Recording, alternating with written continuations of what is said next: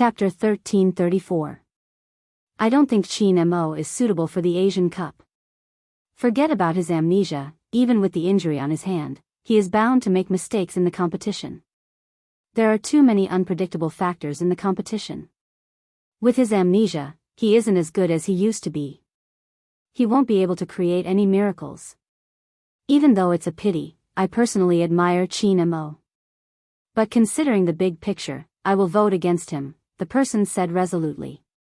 The people sitting next to him seemed to be discussing and considering his suggestion. At this moment, Xiao Jing spoke up. Member Li is right, Qin Mo isn't as good as he used to be, but his improvement is far greater than anyone else's. From knowing nothing about the game to a 1v1 duel, he only used one round. After that, he didn't lose any of the subsequent rounds. Furthermore, the heroes he controlled were different. At the start of every match, he seemed to be understanding his character's skills. After 3 minutes, he would be able to learn them and even kill with a backhand. In the middle lane, he played as a sorcerer. It seemed casual, but every move he made was predictive. Otherwise, he wouldn't have been caught by the assassin. If anyone were to pay attention to his statistics, they would know that even though his score isn't the highest, his participation rate is 100%. These matches might seem to be controlled by the assassin, but in reality, no matter which character he plays, he is the one leading the rhythm.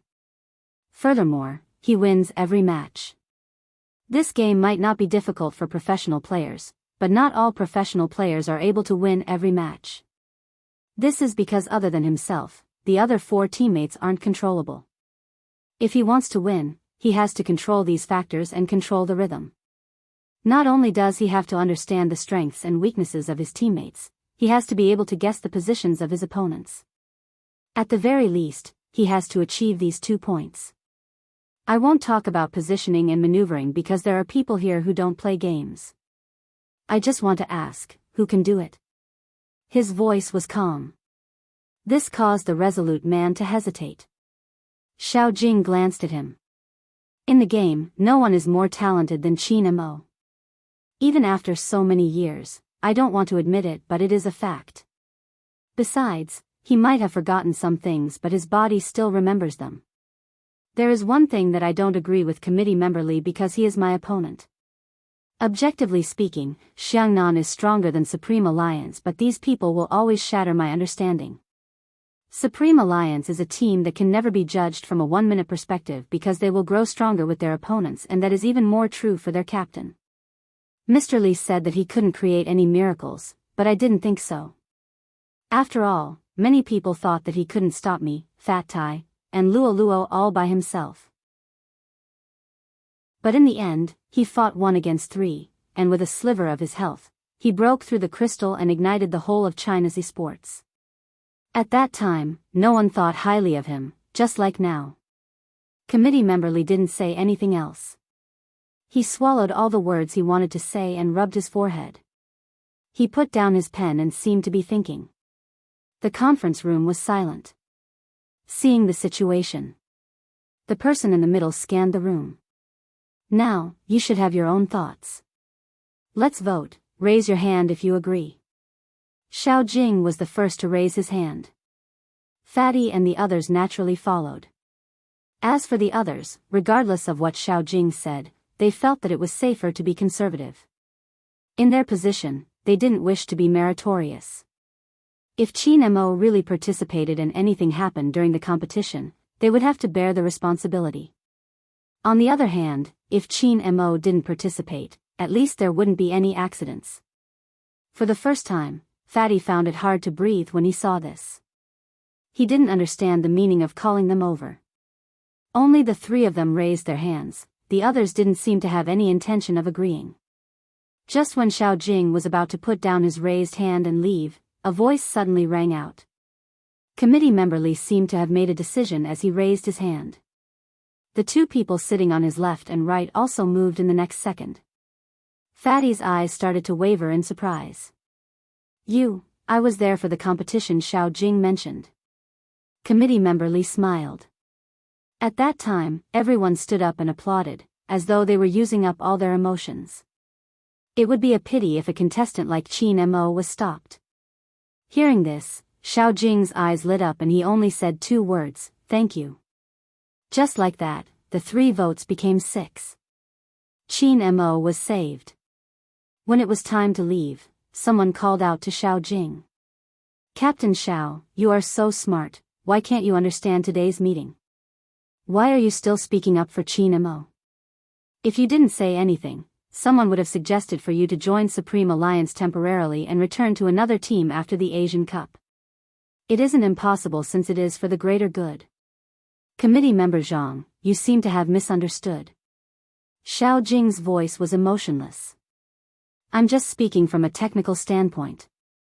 If Qin Mo is too weak, I would vote against him directly. Besides, the good and bad of every team depends on the team members' respect for their captain. For a team like Supreme Alliance, they wouldn't think that I can replace Qin Mo. Similarly, the people from Xiangnan wouldn't let me leave either. Considering the bigger picture, it's better to leave more choices to the participating members. If emotions are present, they might not be able to perform well in the Asian Cup.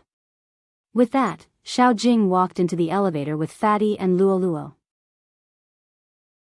Left behind, committee member Zhang almost laughed out of anger. What was wrong with these lousy gamers? Did they think that just because esports was popular, they could be like other athletes? At the end of the day, they were just fooling around. Just because they had fans, they were so arrogant. Sooner or later, they would fall. His words weren't pleasant to the ears. His voice could be heard through the cracks of the elevator. Zhao Sanpang wanted to press the elevator button and rush out to reason with him. Xiao Jing reached out to stop him. Is there a need? Zhao Sanpang was infuriated. What nonsense is he saying? Didn't many people say that winning or losing isn't important? Since we are just playing a game, it doesn't matter if we lose. Xiao Jing glanced over. At this moment, we just have to win. He didn't need to say anything. As long as they won, they would be able to bring glory to the country. Only then would they be acknowledged by more people. Those people probably had the same thoughts. Xiao Jing's gaze landed on the white wall of Supreme Alliance's promotional video outside the elevator. He believed that one day, people would understand that they weren't just playing a lousy game. They were playing in a league and their event was called esports. Outside the building, Feng Yi was still waiting for news. His phone rang. He didn't pause for a moment. After receiving the news, he turned to call Bojiu. His phone rang. He didn't pause for a moment. After receiving the news, he turned to call Bojiu. His phone rang. He didn't pause for a moment. After receiving the news, he turned to call Bojiu. But there was one thing, the person she wanted to inform wasn't in the computer room. The other members were all there. When Lin Feng heard the decision of the committee, he leaped up from his chair and gave her a bear hug. He asked excitedly, "Really? Little Spade, is what you said true? You can take a look at your phone, old Fox Feng has sent a message." As expected, there was a group message. Lin Feng was overjoyed. He was so happy. After he was done, he seemed to have thought of something, his back stiffening. He glanced towards Qin Mo's seat instinctively. When he realized there wasn't anyone there, he heaved a huge sigh of relief. Fortunately, his actions weren't seen by his captain. Everyone was happy but their expressions were different. Bojiu found the most reliable Rao Rong and asked, "Where did Brother Mo go?" "He probably went to the washroom." Rao Rong wasn't sure. Washroom? There hadn't been anyone there when she had arrived. At this moment, Feng Shang spoke up, Captain seems to have gone out to buy candies." Buy candies? No one believed that such a thing could happen. How could their captain buy candies? Bojiu's fingers paused slightly before she headed downstairs. But just 3 minutes ago, outside the apartment, at a 24-hour convenience store at the entrance of the estate. She hadn't expected to be so lucky. She had planned to make her move at night. However, she hadn't expected to see that unexpected person. Fan Jia's eyes widened. He had one hand in his pocket, the other on the shelf. He seemed to be choosing something. His face wasn't any different from how she remembered, but now, he looked like a devil who had been freed. From the curve of his lips, she could sense a different evil aura. Very quickly, Fan Jia realized that this was the best opportunity to make her move. Because there was no one else beside him except himself. Besides, standing in front of the same shelf in the convenience store wouldn't arouse any suspicion. After making up her mind, Fan Jia suppressed her emotions and strode over to the tall figure. She heard a faint sound. That guy probably likes to eat this brand. The man's finger landed on one of the candies. Fan Jia hadn't expected him to buy candies. With his words, she knew who he was referring to. Intense jealousy made Fan Jia clench her fists tightly, her fingertips digging into her palms. Just as she was about to speak, a loud sound rang out. Swoosh! A poker card flew straight towards her face. Fan Jia dodged immediately, watching as the card stabbed into the bread behind her like a knife. Her face paled and she trembled. Brother Mo, don't you recognize me? Brother Mo? When Qin Mo heard this word coming from someone else's mouth, he realized a problem. He didn't like it. Fan Jia had wanted to make use of his amnesia to get close to him, but the moment she said that, the man took a packet of candies and was about to pay the bill. He didn't even look at her. Fan Jia narrowed her eyes, blocking Qin Mo's path. Brother Mo, do you really think that person likes you? She just wants you to participate in the Asian Cup, that's why she listens to you. If you don't believe me, I have pictures here. She has a close relationship with Hoshino. It isn't as simple as mutual admiration, they have always been close friends. Back then, in order to clear Hoshino's name, she didn't hesitate to lie to you. Have you forgotten all that? Fan Jia narrowed her eyes, blocking his way. Brother Mo, do you really think that person likes you? That was what Fan Jia thought he would say. He would at least say a word to her. Unexpectedly, he only gave her one word, a chill in his laziness. Scram. Fan Jia froze on the spot. There wasn't a hint of warmth in his gaze, as though he would kill her if she said another word. It seemed like she shouldn't have used such a method. Since she couldn't have him, no one else could. Fan Jia's eyes dimmed. Qin Mo, stop lying to yourself. The most important person to you is dead. It's all because you didn't catch her. You must still remember that bottomless abyss. Qin Mo didn't intend to listen to her anymore. But those words seemed to seep into his brain through his eardrums. He understood the hint and wanted to avoid it. But when he heard that sentence, the most important person to you is dead. It's all because you didn't catch her. The intense pain made him press down on his head. She fell deeper and deeper. By the time you realized it, it was already too late. When she needed you, you were already saving someone else. Fan Jia continued, walking towards her step by step like a snake spitting out its tongue. She fell deeper and deeper. By the time you realized it, it was already too late. Pack. Something seemed to break in his brain. Qin Mo's gaze wasn't as sharp as before. Instead, the color gradually faded. He seemed to be looking at something, but at the same time, it seemed like he couldn't see anything. He stretched his hand out to grab something. But all he caught was air. Fan Jia intentionally dodged, looking at him from the side. She continued slowly, you know better than anyone else that you are the one at fault. If you had listened to her and ignored others, tossing aside your so-called responsibility, she wouldn't have died. Pitiful Z, not only was she not accepted by the world, she would also sink into the abyss forever. You saw how she struggled to get up. When she was young, you promised her that when you grew up, no matter what you did, she would be the first. You were the one who went back on your word, you caused her death. When Fan Jia said the last sentence, Qin Mo's eyes widened. Qin Mo's eyes were completely blank. He raised his hand again. This time, it was even more intense than before.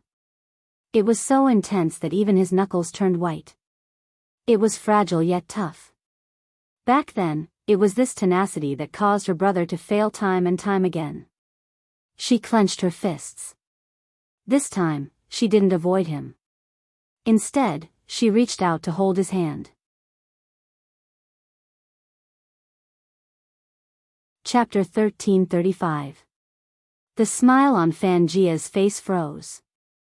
That was because she hadn't expected that he wouldn't grab her hand. Instead, he raised his hand and grabbed the red string around his neck. The red string was very thin. If one didn't look closely, they wouldn't be able to tell that there was an amulet tied to the other end. Fanjia gritted her teeth when she saw this.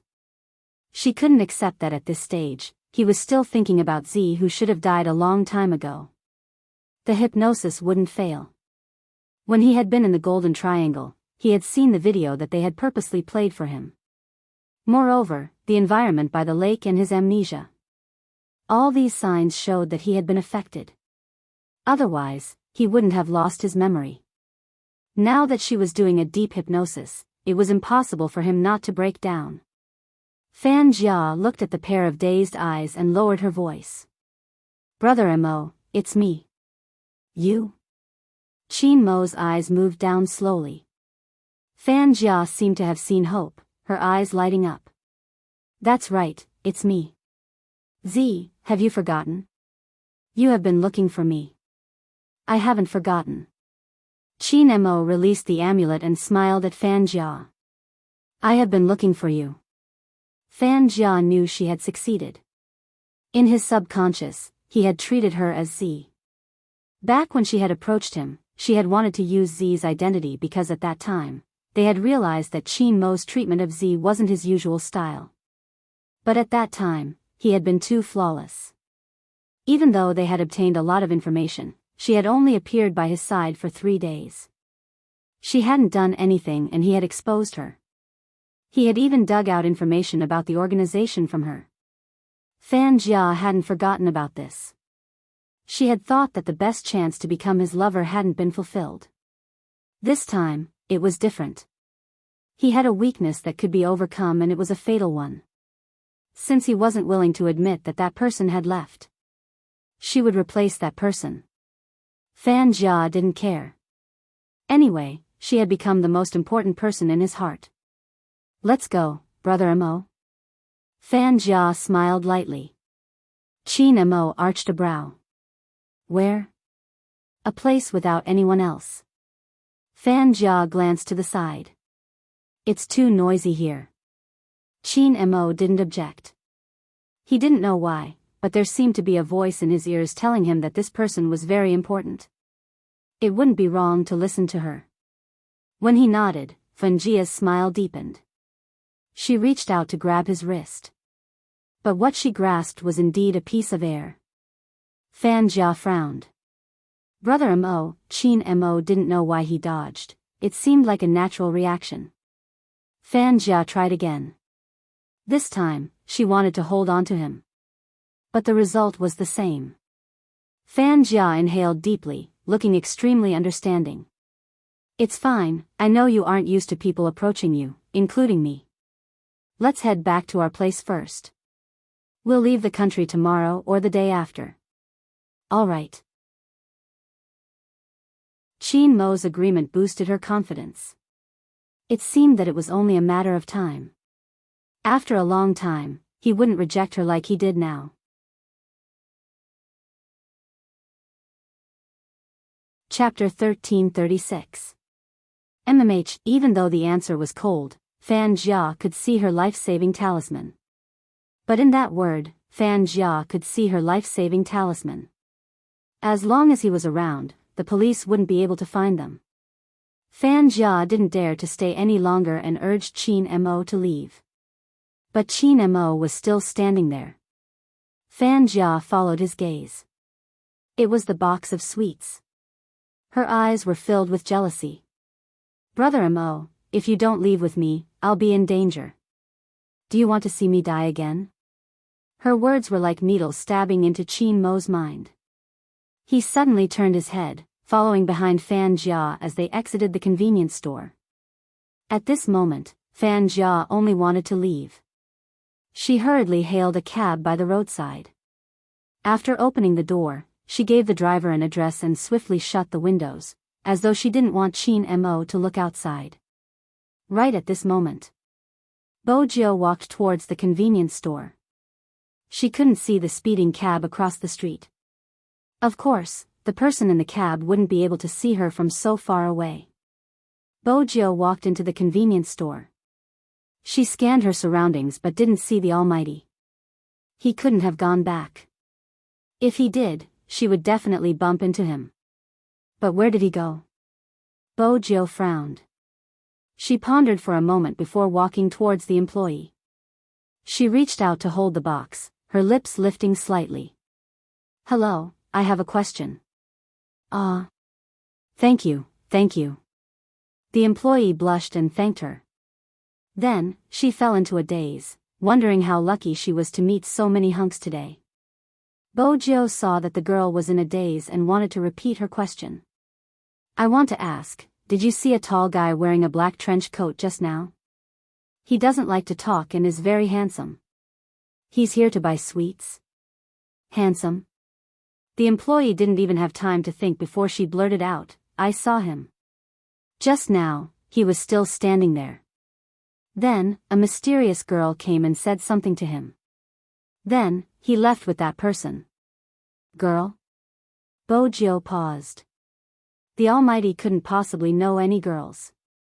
She thought for a moment and asked again, "Are you sure this person is the same person as the one I described?" "Of course." The employee's eyes lit up. "That man is too handsome. It's hard to forget him. We were wondering if he was a celebrity." He was indeed the Almighty. But why would he leave with a girl? Suddenly, something seemed to have jumped in. Bojo's eyes widened, her fingers trembling. She reached out and grabbed the employee's shoulder. "You must have surveillance cameras here, right? Can I have a look at the surveillance footage?" The employee was in a difficult position. "You have to ask our store manager." Bojo panicked for the first time. "Where's your manager?" "I think he's in the shop next door." "How about this, I'll call him and ask." The shop assistant was still very enthusiastic. After all, this little handsome guy looked very anxious. He turned his head and was about to reach for his phone. But what she didn't expect was, the other party did not give her the time to do so. Just as she turned her head away, a voice suddenly rang out.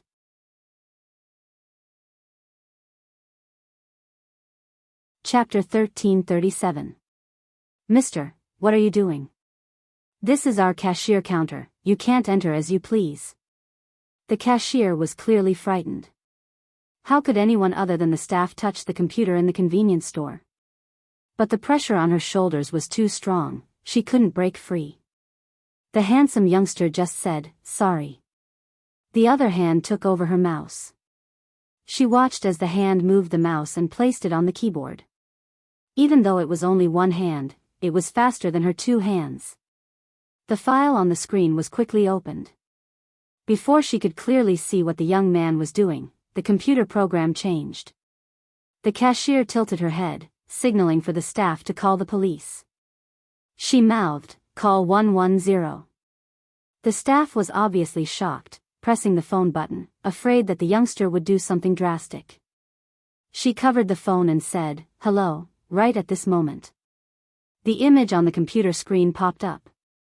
Bojo calculated the time, pulling the video to 3 minutes ago. She saw the back view of the two people leaving.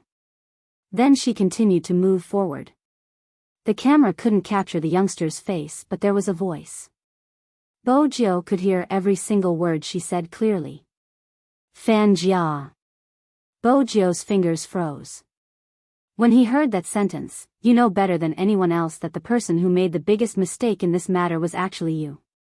If you had listened to her, ignored everyone else, and cast aside your so-called responsibility, she wouldn't have died." Pitiful Z. Not only will she not be accepted by the world, she will also sink to the bottom of the ocean forever. You saw her struggling to get up. When she was young, you promised her that when she grew up, no matter what you did, you would put her first. You were the one who broke your promise first. You killed her. Bojio's fingertips turned cold. She should have thought of it. Why did he hate his past self so much? But she was still too stupid. She never knew that the knot in his heart had always been her. He felt sorry for her. That was why he became like this. He had thought of her, the little Bojio he knew when he was young. That was why he said those words to Director Huang. He wasn't looking for her because he wanted to capture her. He was simply looking for her. Bojio couldn't describe her feelings as she watched him leave with Fan Jia. There was a murderous look in her eyes. It was strong and undisguised. She didn't stay here for long. After getting the image he wanted, he held onto the table with one hand and flipped over. He unlocked his phone with the other. Give me an answer now, where exactly is Fan Jia? Young Master Tang heard the strangeness in her words. What's wrong? Fan Jia has the key to the hypnosis, the Almighty has left with her. Bojio's voice was clearly softer. Young Master Tang stilled, aware of the severity of the situation. He gave Bojio an address and turned to instruct his men. Send more plainclothes officers and use the police dogs. The operation is to be carried out 2 hours earlier. Yes. But even so, they weren't faster than her. On this day, almost everyone who lived in the North City district saw a black Lamborghini. It was just like a racing scene in a movie. It sped from the asphalt road into the long alley.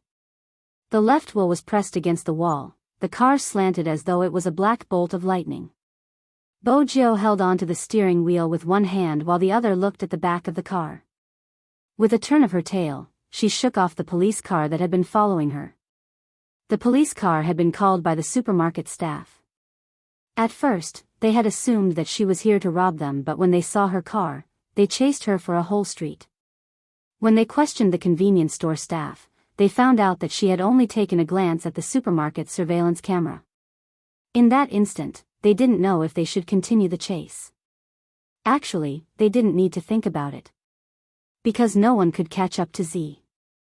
Especially the current Z. The bats whizzed past, bringing with them the wind. At this moment, the taxi had reached its destination. Fan Jia smiled sweetly at Qin Mo, you definitely won't like this place. I don't like it either, but I have no choice, I'm forced to stay here. But things will get better soon. Once we leave the country, no one will be able to control us and I will be able to move around freely. Qin Mo remained silent. It seemed as though he had been like this the entire time. He didn't even know if he heard what she was saying. Fan Jia clenched her fists, feeling extremely indignant. But at the same time, she knew that some things couldn't be rushed. The two of them continued walking, turning into a long alley and heading upstairs. Suddenly, they stopped in front of a door. Qin Mo stopped. Fan Jia turned. What's wrong? Could it be that he wasn't going to listen to her again? That was impossible. In his heart, she was the most important person. Even if it was his body and behavior, he couldn't accept it, but his hypnosis kept telling him this. That was indeed the case. Qin Mo seemed to be imprisoned. All he could think about was protecting this person. There's a problem around here. Fan Jia was right about one thing. With Qin Mo around, it would be difficult for the police to find them. Is this room yours? Qin Mo's voice was emotionless. Fan Jia replied. Brother Mo, isn't it shabby? Don't worry, the situation will change soon, Qin Mo didn't know why he felt disgusted when she called his name. It's not broken or not, the lock has been tampered with. Don't go in, there might be people inside.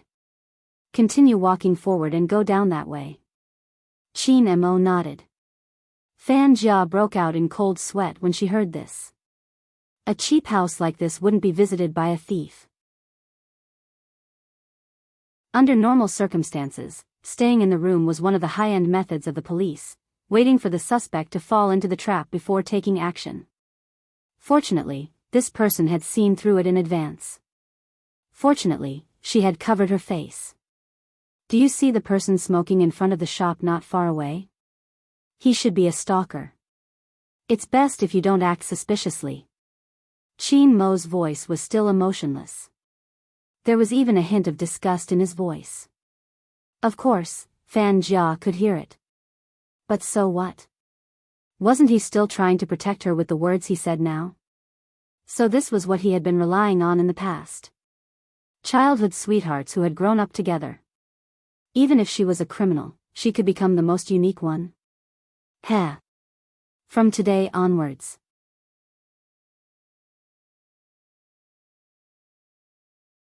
Chapter 1338. Very quickly, Fan Jia realized things weren't as she had imagined. Qin Mo didn't have much feelings for her. Fan Jia wasn't willing to give up. She wanted to pretend to be afraid so that he would care about her. However, he spoke before she could. It'll be easier to be discovered if you walk around like this. Go to the noodle shop on the left. Qin Mo's tone was calm when he spoke. Fan Jia was still worried. Isn't that too obvious? It's too close to the street. The closer we are to the street, the better the view. Qin Mo didn't seem to like explaining. Regardless of what Fan Jia said, he didn't speak. He approached the noodle shop and asked for a seat by the window. The angle was ingenious. Because of the decorations on the table, people outside wouldn't be able to see what they looked like. However, the people inside could clearly see what was going on outside. Moreover, the shop was at a triangular corner. This meant that not only could they see the pedestrians in front, but they could also see the movements on the left and right. After Qin Mo sat down, he didn't order noodles. Instead, he ordered a cup of hot tea. Fan Jia watched the plainclothes officers walk past the window. That was when she understood why Qin Mo was sitting there. She was good at anti-detection. The ordinary police wouldn't be able to catch her. However, Fan Jia could sense the difference in the plainclothes officers this time. They had come so fiercely that she could only hide in such a poor place. There were no cameras here. It wouldn't be easy for them to find her. But if they really carried out a carpet search, it would be hard for her to escape. What scared Fan Jia the most was that they already knew which building she was staying in. Fortunately, she had made a move in advance and used the hypnosis key. As expected, as long as Qin Mo was around, everything would be done with half the effort. Fan Jia knew why her master had wanted him to become a member of the organization in the past. Because having Qin Mo was equivalent to having a divine weapon. Regardless of whether it was for protection or killing, he was the most valuable. Now, Fan Jia could clearly see his value. He could drink tea leisurely in front of the plainclothes officers without being discovered. He was a natural-born criminal. Fan Jia smiled. From now on, they would be in the same world. The plainclothes guards were still pacing back and forth outside. Something seemed to have happened as their footsteps became much more hurried. Something had indeed happened. It was the person hiding in the house who discovered the problem. Young Master Tang, the landlord, said that Fan Jia came back, but she didn't enter the room. We didn't see her on the other floors, not even the first floor. What should we do? Get out of the room first. Retreat? Yes, there's no point in continuing to wait. If Fan Jia had been with Qin Mo, these tricks would have been nothing in front of him. Then, wait a minute, who are you and what are you doing here? Before the plainclothes man could finish his words, a slender figure suddenly appeared in front of the door. It was a young man around 18 years old. He had his head lowered and was looking at the door lock. His eyes were slightly narrowed, and no one knew what he was thinking. The plainclothed man was about to walk over and hold him down to interrogate him. Unexpectedly, the moment his hand touched the youngster's shoulder, the youngster pushed him back. Then he heard the youngster's cold voice. They were here, you just didn't notice. What? The plainclothes man was stunned. Just as he was about to ask something, he heard a voice. Just as he was about to ask, the youngster released his hand and turned to walk in another direction. His gaze landed on the pile of rubbish that had been stepped on. They went down from here, so half of your efforts were in vain. Who exactly are you? The plainclothed man couldn't help frowning. Are you a student from around here? Kid, let me tell you, don't be like Detective Conan just because you watched too much anime. We still have to search for evidence, you. The plainclothed man hadn't expected that before he could finish his sentence, a voice interrupted him. He was interrupted by the voice on the other end of the phone. How old is the person you're talking to? 10, I think he's 18, the plainclothed man stuttered. He hadn't expected young Master Tang to ask such a question. The most surprising thing was that the question continued. He's rather handsome with silver hair? Yes. Then it's her. I'll need at least 2 hours to get there. During these 2 hours, the entire team will listen to her commands. No matter how shocked they would obey the orders given by their superiors. But no matter how much he thought about it, he couldn't figure out what kind of person could make young Master Tang so sure of their abilities. Moreover, the other party looked like a student no matter how he looked at him. Since they were so close, Bojiu could hear their conversation. She watched the shocked expression on the plainclothes man's face but didn't say a word. She didn't want to lead the team either. She just wanted to find someone as soon as possible. However, this phone call was also beneficial. Firstly, no matter what she did in the vicinity, these plainclothes officers would not arrest her. Secondly, she had also obtained some information. She had been here but did not enter the building, which meant that the police's operation was successful at first, but someone had seen through them. Bojiu didn't think Fan Jia would be the one to see through it. Only the Almighty would be able to observe something as detailed as the lock. Through the video in the supermarket. Bojiu already knew the key to hypnosis. She knew that the Almighty had mistaken Fan Jia for her. She didn't know how effective hypnosis was. She only knew one thing. If the Almighty was really trying to avoid the police, he definitely wouldn't be like Fan Jia, who would hide in the shadows. He would be very calm, right in front of you, one step ahead of you, occupying the best spot without you noticing. Bojiu closed her eyes, thinking about the few times they had crossed paths. At the same time, she recalled the times when she thought she had escaped safely, only to be caught by the Almighty. Suddenly, her eyes widened, bright as stars. Field of vision. Regardless of the situation, field of vision was the most important. Bojiu swept the pile of rubbish downstairs. She leaped over with large strides, her eyes watching the people walking back and forth.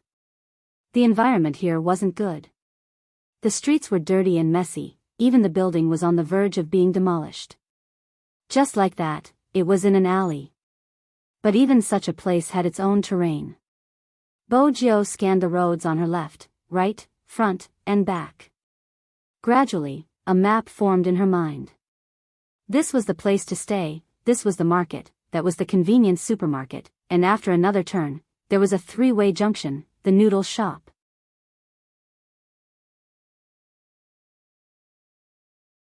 Chapter 1339. The noodle shop was too small and inconspicuous. Honestly, if Bojiu hadn't tried hard, she wouldn't have been able to remember it. But at the same time, she knew that such a place would be easily overlooked. It was too ordinary and normal. However, its geographical location and perspective were indeed excellent. It was just like how she liked to eat oden in the convenience store when she was in disguise, watching the police cars fly past her. Bojiu glanced up abruptly. The tip of her tongue touched the roof of her mouth. This time, was she here to stop him? Bojiu was smart. She didn't let the plainclothes guard follow her. She didn't even choose to enter from the left, right, and front. Instead, she walked to the back, removed her black trench coat and wrapped it around her hand. Then she pushed against the wall and walked into the kitchen. When the chef saw the sudden appearance of a person, his hand that was scooping up the noodles paused. What was going on? The most important thing was that the child took away the shredded meat noodles he had cooked. She had taken it away. Bojio had indeed taken a plate of noodles. That was because the Almighty hadn't eaten dinner in order to buy sweets for her. Of course, she was prepared for the fact that she would be facing two people later. Bojio dragged the plate with one hand and stuffed the other into her pocket. She walked towards the window. Fanjia's back was facing her, so she didn't see the person approaching them. But Chin Mo was different. He seemed nonchalant, but in reality, he could sense the slightest movement. Moreover, the person who didn't seem like a waiter was walking towards them with a plate. Chin Mo found that person familiar. But the reason he didn't shift his gaze wasn't because of the familiarity. It was because of the smile on her lips. It was interesting, as though she was saying, "Look, I knew you would be here." Chin Mo arched a brow. Fan Jia didn't know what he was looking at. By the time she turned around, her expression had completely changed. The venom in her eyes wasn't concealed at all. How did she find her way here? Fan Jia bolted upright, picking up the knife hidden in her bag and pointing it at Bojio. She lowered her body slightly and placed the plate of shredded pork noodles in front of him, her voice carrying a hint of dissatisfaction. "Brother Mo, I really didn't expect you to be tricked away when you were buying sweets. Here, the noodles are freshly cooked, eat it while it's hot." I know, you don't remember me again. Actually, I feel that after I stop gaming, I can write a book called My Boyfriend Loses His Memory Every Once in a While. Chin Mo didn't speak. He was observing the youngster. Fan Jia watched from the side, the venom in her eyes growing thicker and thicker. In the end, she couldn't take it anymore. She lowered her head and smiled, her voice like a snake's. "Brother Mo, this is the person who has been trying to hurt me. Help me kill her." Bojio's fingers stilled.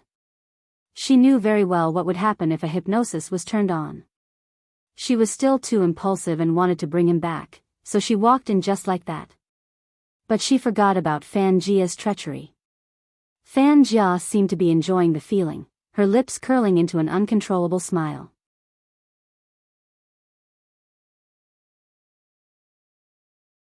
Chapter 1340. Chin Mo didn't move. Why wasn't he moving? Fan Jia glanced towards him. He clutched onto the amulet again, his eyes emotionless, but that proved one thing. The hypnosis wasn't enough for him to kill Z. He could have done it when he was facing other people. Why wasn't it working against this person? Fan Jia clenched her fists, her eyes filled with indignation. But very quickly, she realized something. Although it was impossible for him to kill that woman, if the other party hurt her, he would do it. That wasn't all. He was looking at her with a foreign gaze. Which meant that Z's arrogance would end here. "Brother Mo, she will take me away, she will definitely take me away. She's in cahoots with the people outside, please help me." Fan Jia's eyes shifted. She sheathed her knife and leaned over helplessly. "Brother Mo, she will take me away, she will definitely take me away." As expected. Chin Mo reached out and blocked Fan Jia, his eyes dimmed. His voice didn't seem to be replying to Fan Jia, instead, he seemed to be telling himself, "I won't allow anyone to take you away." With that, Bojio paused, glancing up towards Fan Jia. Fan Jia revealed half of her face, her gaze sinister. She seemed to be saying, "Come over if you dare." Bojio narrowed her eyes.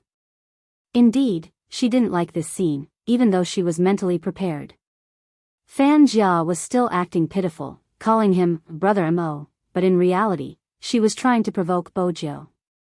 This way, if Z were to take action against her, Chin Mo wouldn't disobey her commands like before. Whoever hurt her would die. That was the real hypnosis in his mind. The more Fan Jia thought about it, the brighter the smile on her face. She couldn't wait to see the arrogant Z beaten down by Chin Mo. She couldn't wait to see how heartbroken she would be. Fan Jia took another step forward. Her motive was to make it easier for Bojio to touch her. Who would have thought that the man would laugh lightly, pull the wooden chair from the next table with one hand, and sit down with his long legs spread apart? He was extremely nonchalant. I'm not interested in a rat living in the gutter like you. Catching you is the police's job. If I really want to take someone away, I'll take my boyfriend. Also, Brother Mo, do you think you can call him that? Miss Fan, it's really funny. Do you spend your entire life trying to copy someone else, only to realize that a fake is a fake and will never be real? Fan Xian was speechless when she heard Fan Xian's words. The last sentence caused Fan Jia's expression to change completely. She had to use all her strength to suppress the urge to stab this person. She knew that she couldn't expose herself at such a time. Her eyes reddened. What you mean by insulting me? It's fine if you want to kill me, but now, you are denying me? My relationship with Brother Mo isn't something you can break up with just a few words. If you want to arrest him, then arrest him. Don't try to sow discord here. Bo Jiu didn't reply. Instead, she turned towards Qin Mo. Logically speaking, with his intelligence, he should have been able to tell the problem, even if he had lost his memory. Logically speaking, with his intelligence, there was no way he wouldn't be able to identify the problem, even if he lost his memory. Logically speaking, with his intelligence, he should have been able to tell the problem, even if he had lost his memory.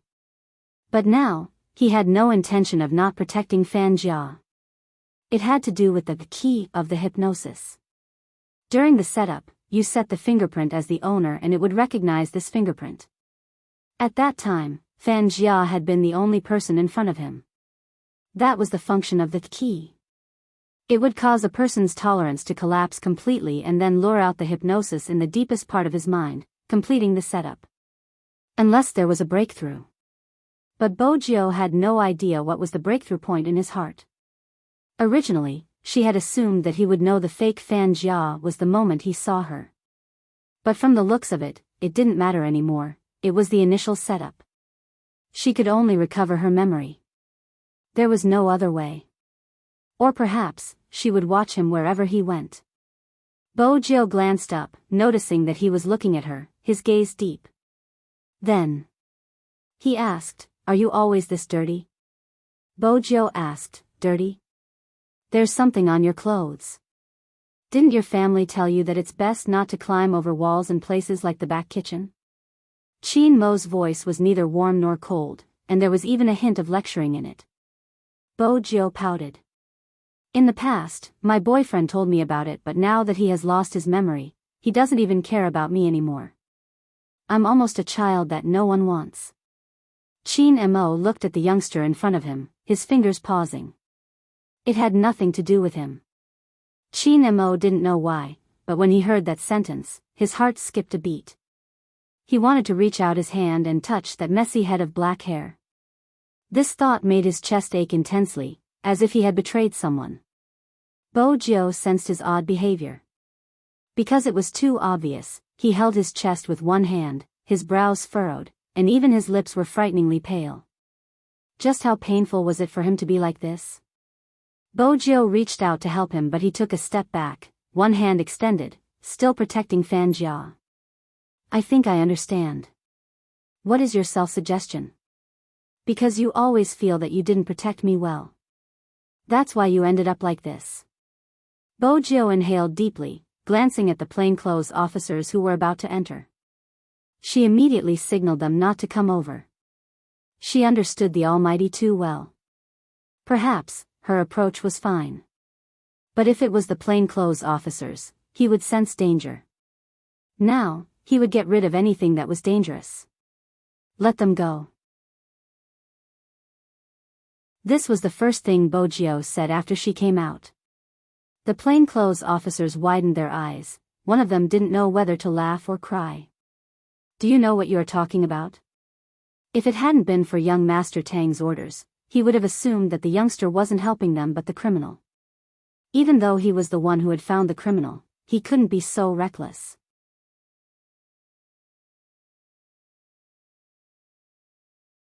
Chapter 1341. The undercover officer wanted to speak. Bo Jiu laughed lightly, interrupting him. "If you don't trust my judgment, you can give young Master Tang a call now." The undercover officer panicked, replying with a stern expression, I have to consult my superior. Bojo gestured for him to make the call. The undercover officer immediately made the call, expecting young Master Tang to consider it seriously.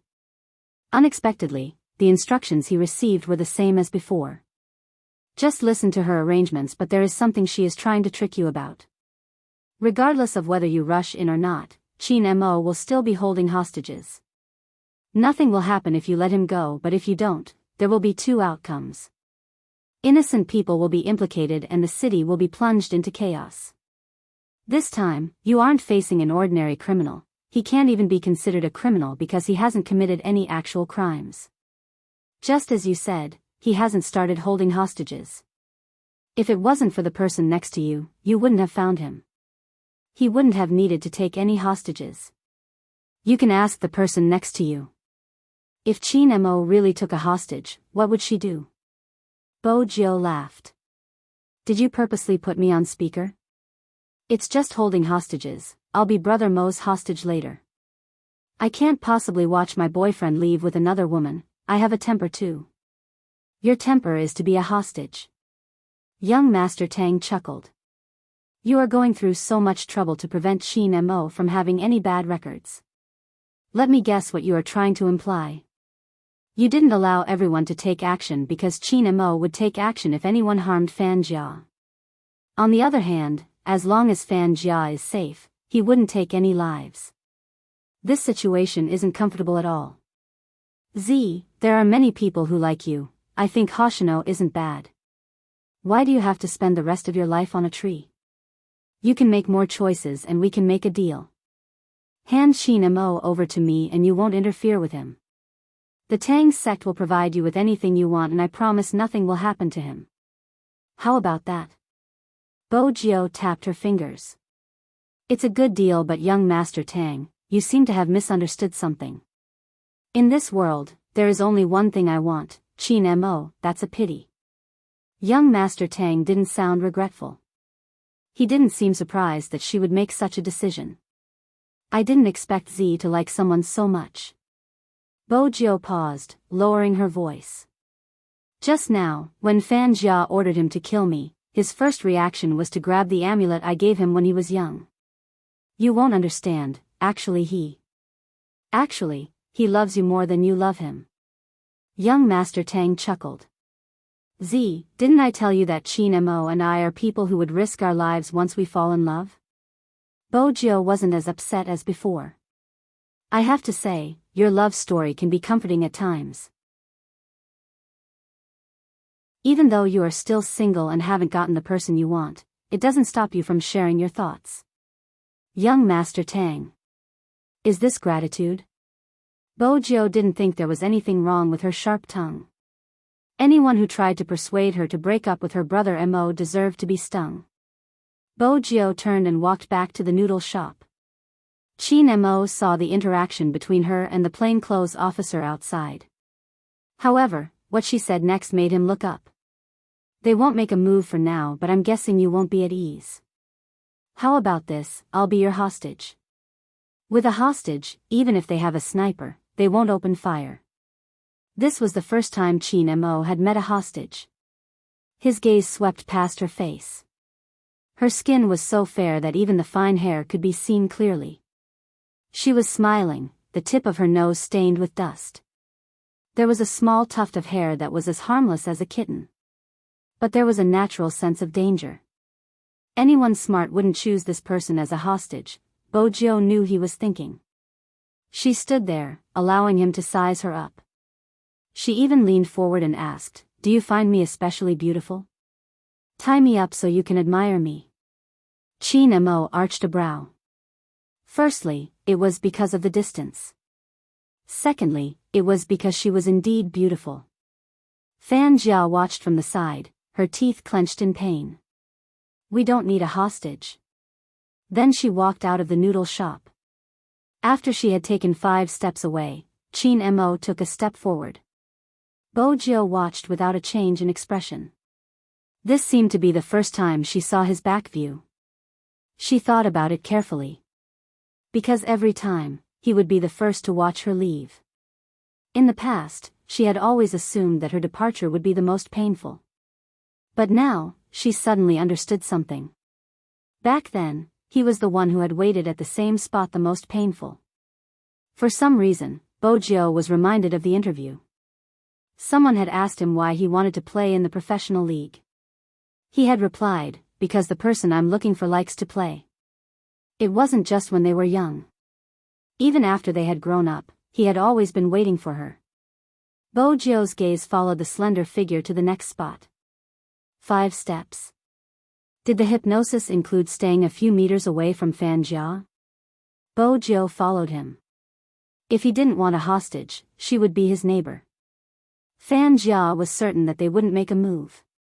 From the looks of the person just now, he seemed to have guessed something. She had wanted to use this chance to get Qin Mo to kill 1 or 2 people. That was the only way she would be able to relax. After being stained with innocent blood, he would never be the Qin Mo of the past. That was the final form of his personality. Yet, Z kept ruining her plans time and time again. Fan Jia hated him to the core. But she knew that she couldn't do anything to him. But so what? She was the one who wanted him to follow her closely, not her. If she wanted to follow him, she could do as she pleased. At the same time, she could witness how Qin Mo treated her with her own eyes. If she couldn't see it, she would tell her. Fang Jia's eyes lit up. When she turned, she suddenly paused and said to Qin Mo, "Brother Mo, stay here. I'll go and have a chat with that person. Don't worry, I won't be more than 5 steps away from you." Qin Mo remained silent. But Fan Jia knew that from a certain perspective, her words were a hint to him. She smiled and walked towards her.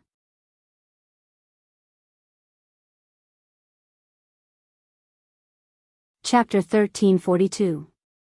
Bojo arched a brow but didn't retreat. She stuffed a hand into her pocket and watched Fan Jia. "It's the Asian Cup tomorrow and it's already evening. When we enter the room at night, you won't be able to do anything. I know you really want to bring him to the competition, but it's such a pity. He won't leave me now. No matter who comes, the result will be the same." Fan Jia chuckled and lowered her voice. "Don't waste your energy. Don't you know that the Asian Cup is tomorrow?" Bojo watched her, asking slowly, "Your plan worked. You disguised yourself as me and completed the setup. Logically speaking, he should be close to you, but he didn't allow you to touch him. Why do you think that is?" Fan Jia's eyes dimmed. "Z, you really don't know when to give up. I've always been like this." Bojo leaned forward, smiling brightly. "You should be thankful that he is by your side now. Otherwise, I'm not sure which sea I would throw you into." Fan Jia clenched her fists. "You don't have to be so arrogant. He didn't listen to my orders to kill you today, but that doesn't mean he won't do it tomorrow. You are smart, you should know that the hypnosis will get stronger over time. Do I need to remind you? Sooner or later, he'll realize that I'm the one he should have chosen the most. I've done so much for him, and you'll be nothing. You can stop talking about how you have to like me just because I like you. If destroying something he cares about is considered liking someone, no one in the world would want that kind of liking." Bojo's gaze was cold, without a hint of warmth. Fan Jia didn't get the upper hand. Hence, she clenched her fists tighter. "So what? I'm the one by his side in the end. As for you, you won't be able to bring him back for the Asian Cup and you won't be able to compete either. Hee, you have to suffer.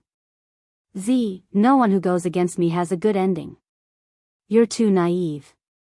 That's why you gave us the chance to attack him. You think you're the savior and want to save everyone. You're so arrogant, but you're just an ordinary person who can't even deal with a little girl. People like you don't deserve to stay by his side."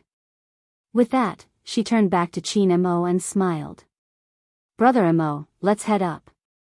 Bojo didn't reply. She stuffed a hand into her pocket and followed behind. Actually, she didn't like this feeling at all.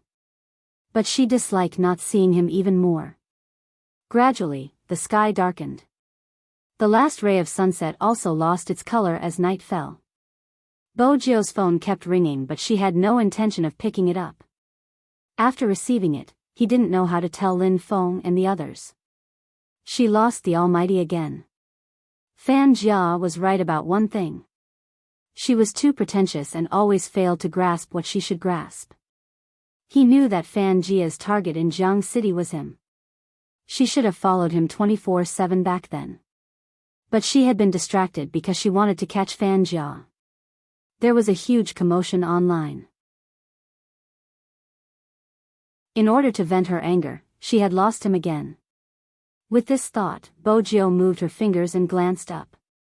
She walked towards the Lamborghini parked in the long alley. She stepped on the accelerator and drove little Blackie downstairs. Qin Mo stood upstairs. He didn't need to look down to see what was going on downstairs.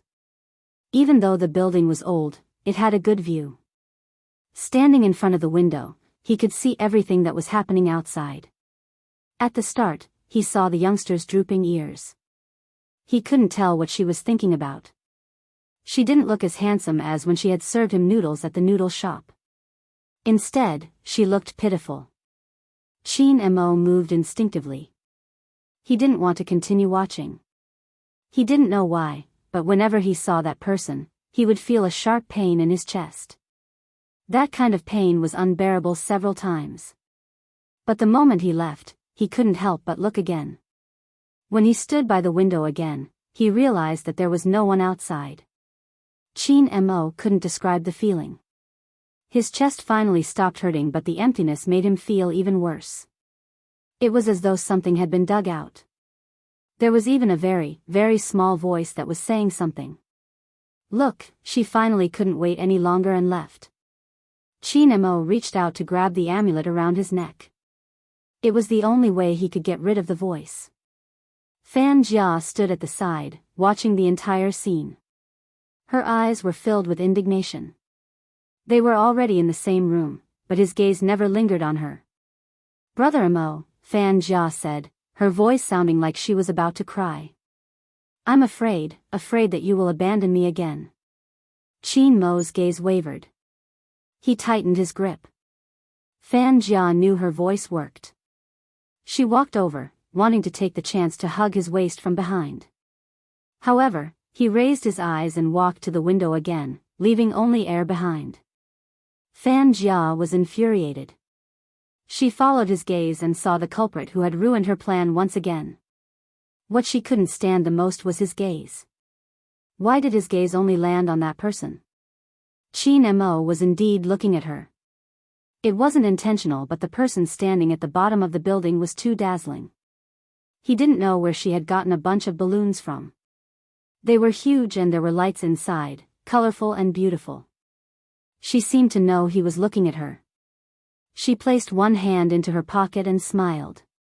Then she released her hand. The balloons floated up. At this moment, Qin Mo saw the words clearly. My boyfriend, are you hungry? There were 9 balloons, each with a word written on it.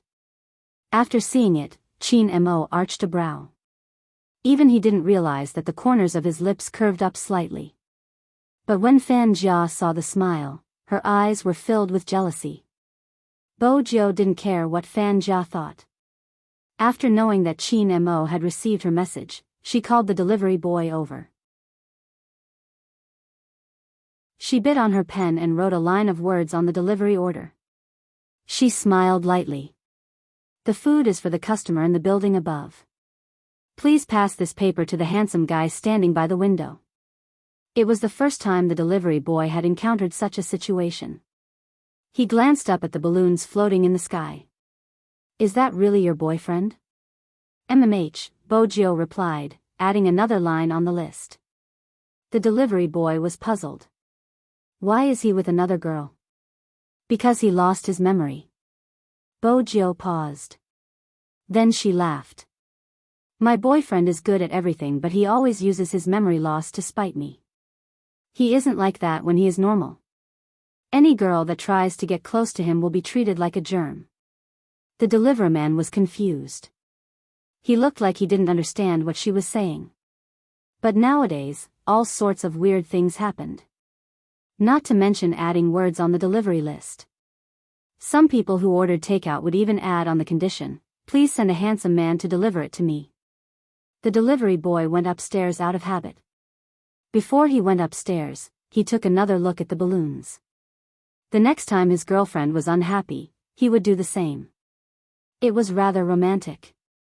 Chin Mo stood upstairs, watching as Bojo disappeared again. He didn't know about the conversation between her and the delivery boy. Similarly, Fan Jia didn't know either. Hence, when someone knocked on the door, Fan Jia asked, "Who is it?" Fan Jia asked, "Who is it?" She heard the reply. "A delivery boy."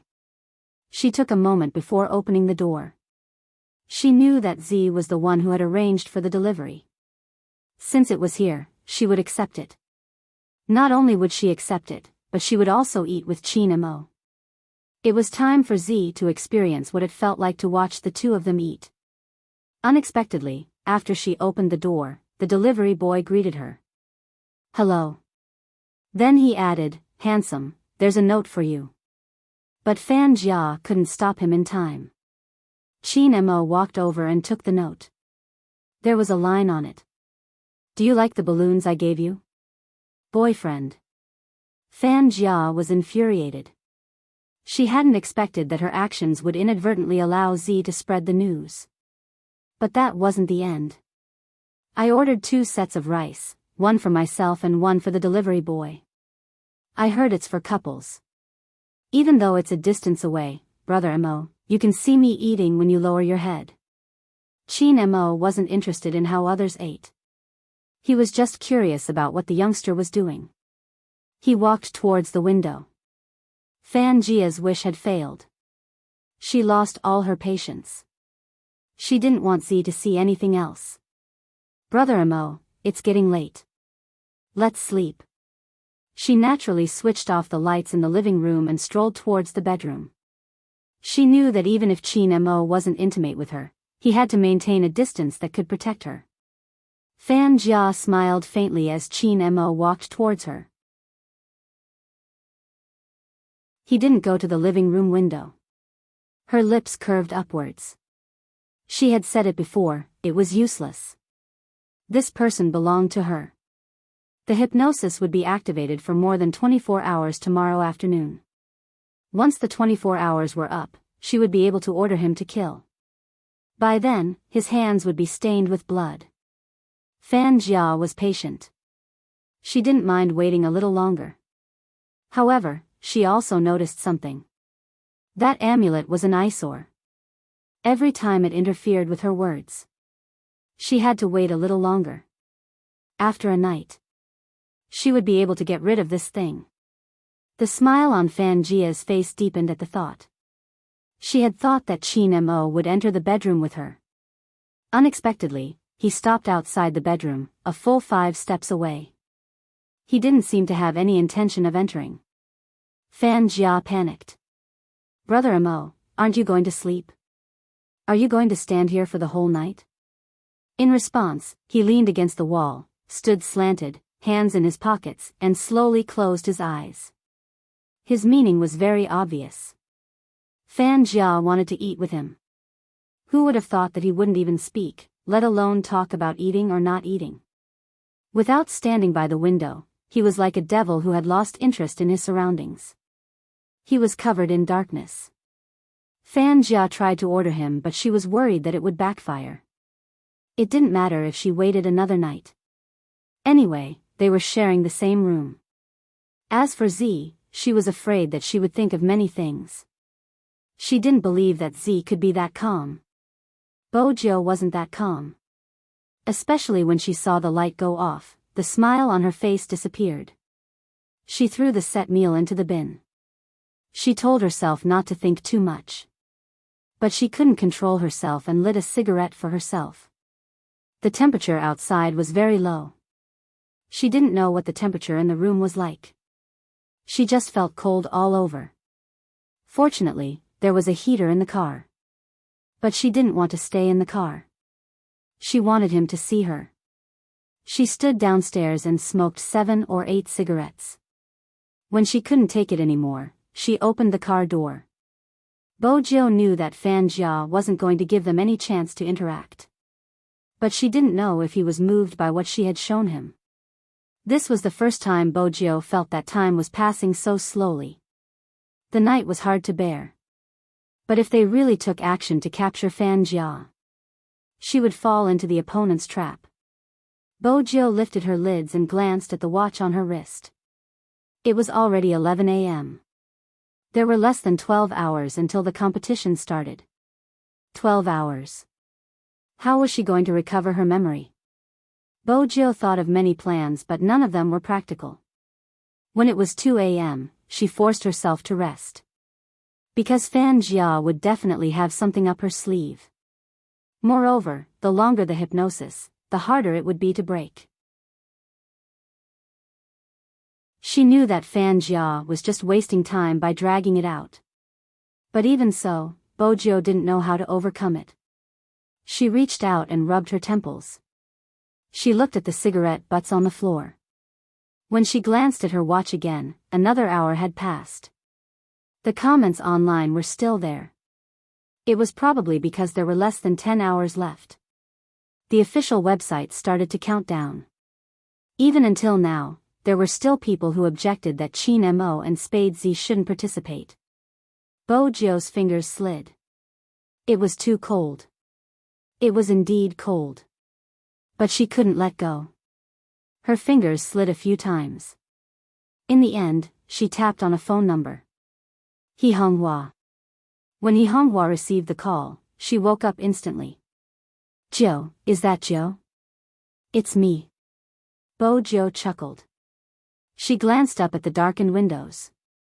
It was 6 in the morning, less than 4 hours before the start of the Asian Cup. For hours, she could almost predict all the results. She couldn't drag it any longer. No matter what, she had to keep the most important thing to him. Bojo took a step back. She buttoned the hood of her jacket, her figure tall and slender. When she spoke again, her voice was foggy. I'm afraid I have to break my promise.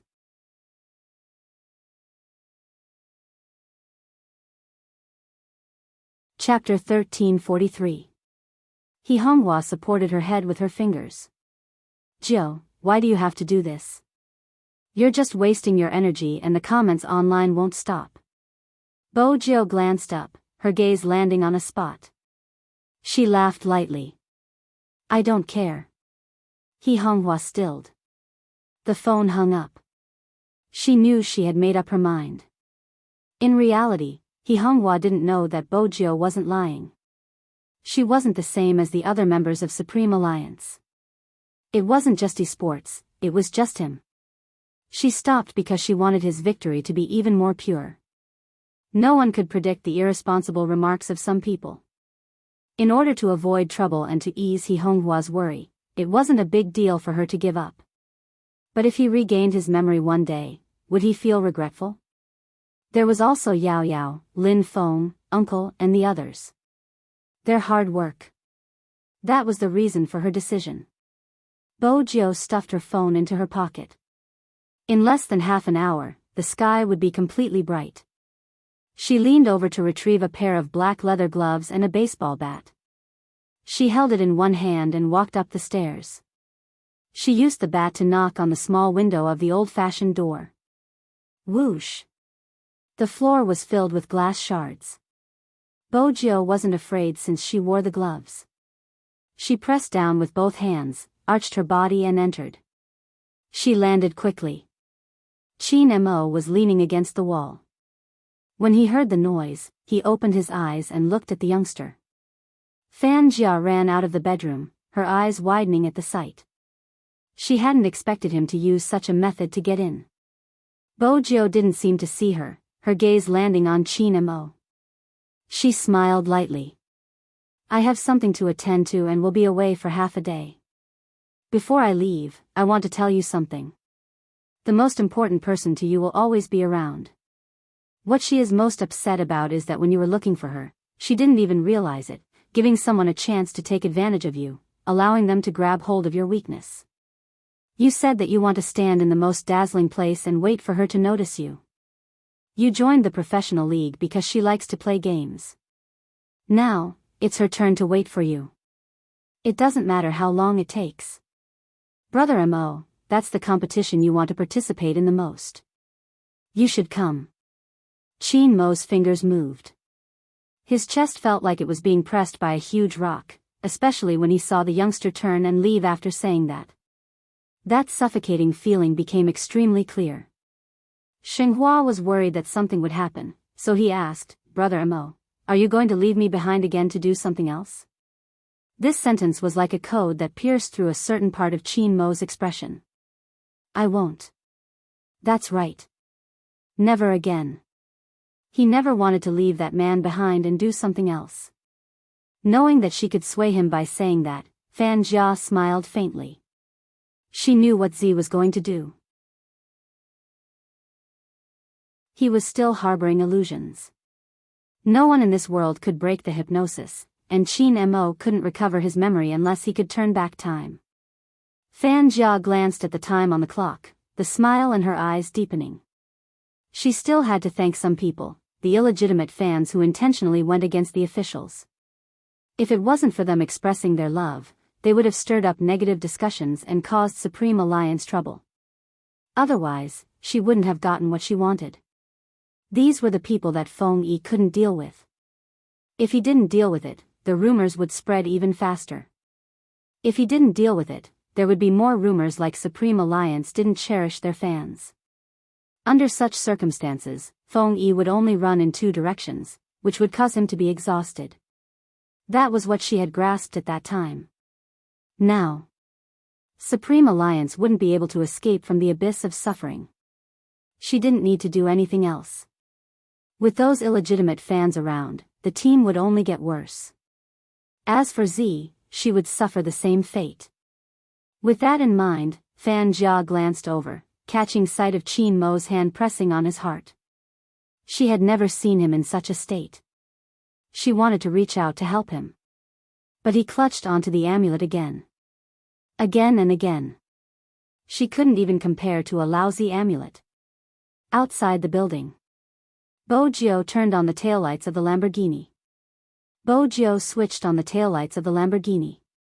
She didn't drive little Blackie away. Instead, she said, if Brother Mo disappears like you did in the military, I'll dismantle you and turn you into a cleaning robot. This was the most shameless threat little Blackie had ever heard. Master, how can you bear to do this to your beloved car? A car can't take care of a person? Bojio patted its headlights. Didn't you always complain about your monotonous life as a car? You can cultivate the joy of cleaning. As a smart car, little Blackie had its own optical drive analysis. As an outsider, how could it allow itself to be reduced to a broom? Even if it was an electronic one. The previous time was an accident, I fell asleep. What can I do? Besides, who knew that the devil would take action at night? Bojio chuckled, replying leisurely, that's why I washed your car gently, I didn't dismantle you.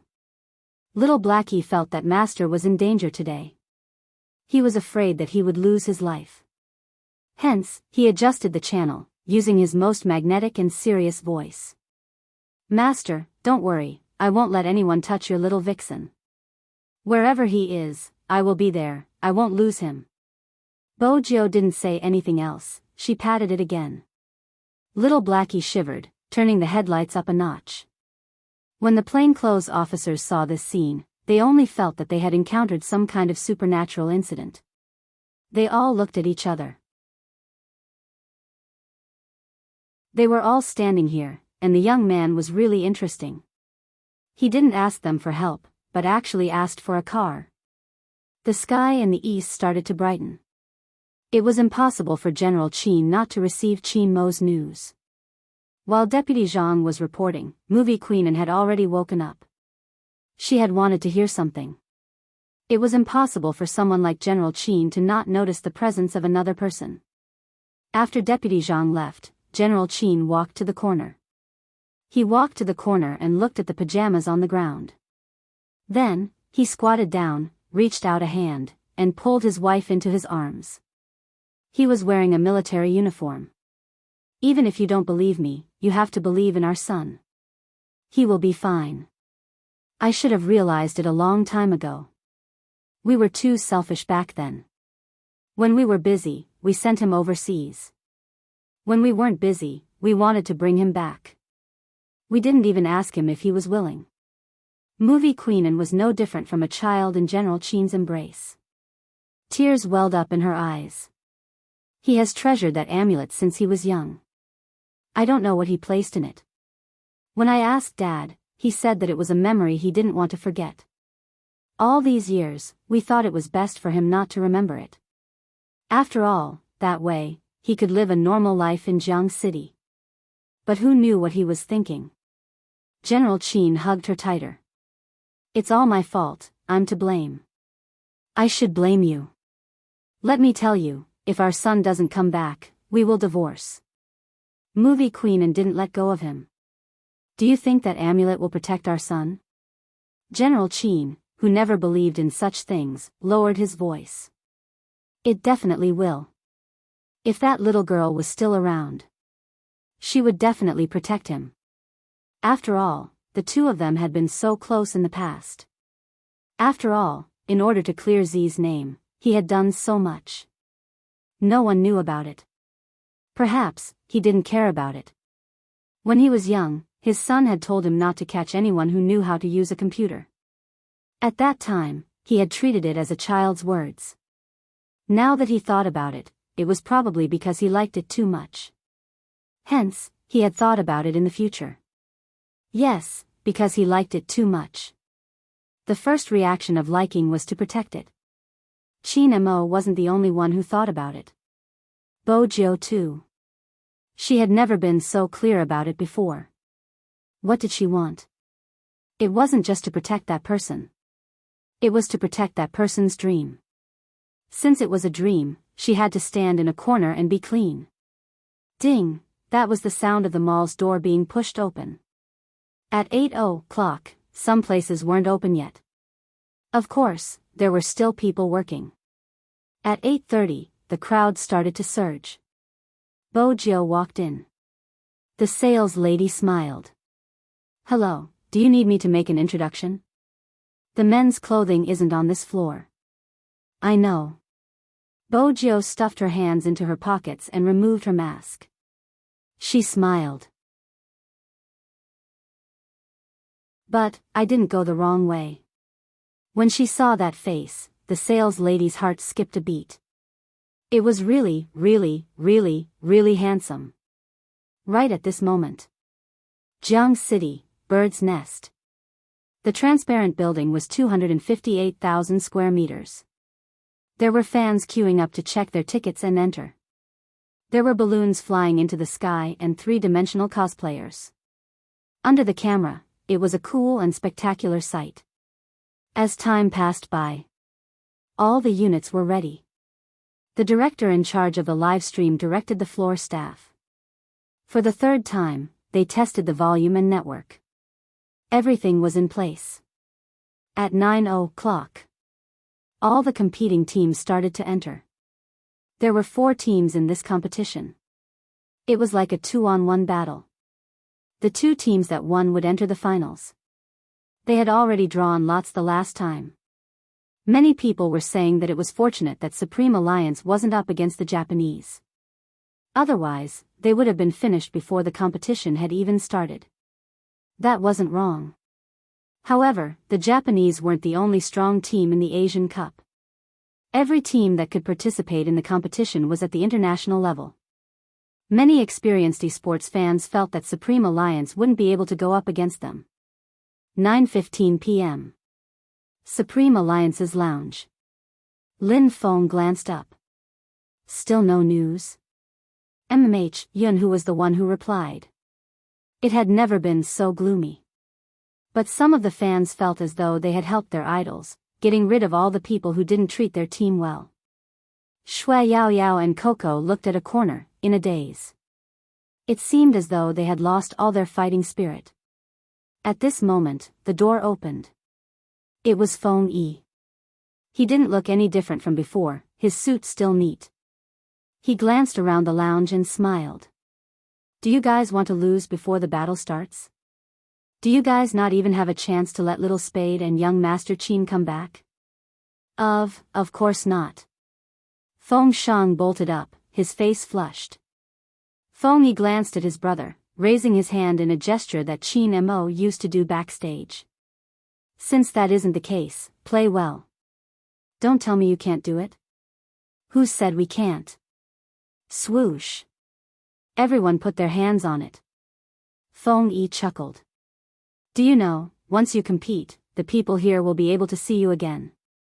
Be it young Master Qin or Little Spade, there will be gifts for you during the official introduction. Take a good look when you enter. Come on, Supreme Alliance, victory. They shouted with tears in their eyes. No one seemed to be able to hear them. This was because they were always like this. When they entered the battlefield, they would always wipe away their tears first. 9:30. Numerous staff members wore their walkie-talkies and work cards. The Western Europe and China national flags rose slowly. The director raised his hand, signaling to the MC. 10. 9. 8. 7. 6. The drumbeat grew louder. 3. 2. 1. Swoosh. The lights lit up. The screen lit up. There was a paragraph of introduction in the middle. They had once fallen into the endless darkness. Today, they came out, vowing to become kings. Their name was Supreme Alliance. Before the crowd could cheer, the image changed, showing the faces of the people in their uniforms. Their voices rang out one after another. Hello everyone, I'm Supreme Alliance's top laner, Yin Wuyao. Hello everyone, I'm Supreme Alliance's middle laner, Rao Rong. Hello everyone, I'm Supreme Alliance's support, Lin Feng. Hello everyone, I'm Supreme Alliance's ADC, Yun Hu. Hello everyone. When this self-introduction came out, the whole place was silent. So many people were looking up at the big screen, listening to the voices of the people they liked the most. Until the final landing point rang out, as though it could ignite their blood. Hello everyone, I'm Supreme Alliance's captain, Qin Mo Whoosh. Almost everyone stood up, cheering uncontrollably. At this moment, the video seemed to shatter, merging back together. In the end, stars flashed. It was a scene from the provincial finals. An assassin in black had killed his way into the opponent's blood pool without any support. Double kill. Triple kill. Quadrikill. Pentakill. 5 consecutive kills, Spade Z. The shoutcaster screamed at the top of his lungs, but no one could hear his voice. When they saw the ID, some of the female fans reached out to cover their mouths. They were touched. Touched that many haters didn't understand. Regardless of what you said in the past. Would you be moved for a moment? That youngster stood in front of the screen, her head lowered. Every time she turned the tide, she would land a critical hit. Would the handsomeness of her fingers moving the mouse be denied just because she was a girl? No, it wasn't. The youngster who walked out from the darkness with a lollipop in her mouth, the one who could kill with her headphones.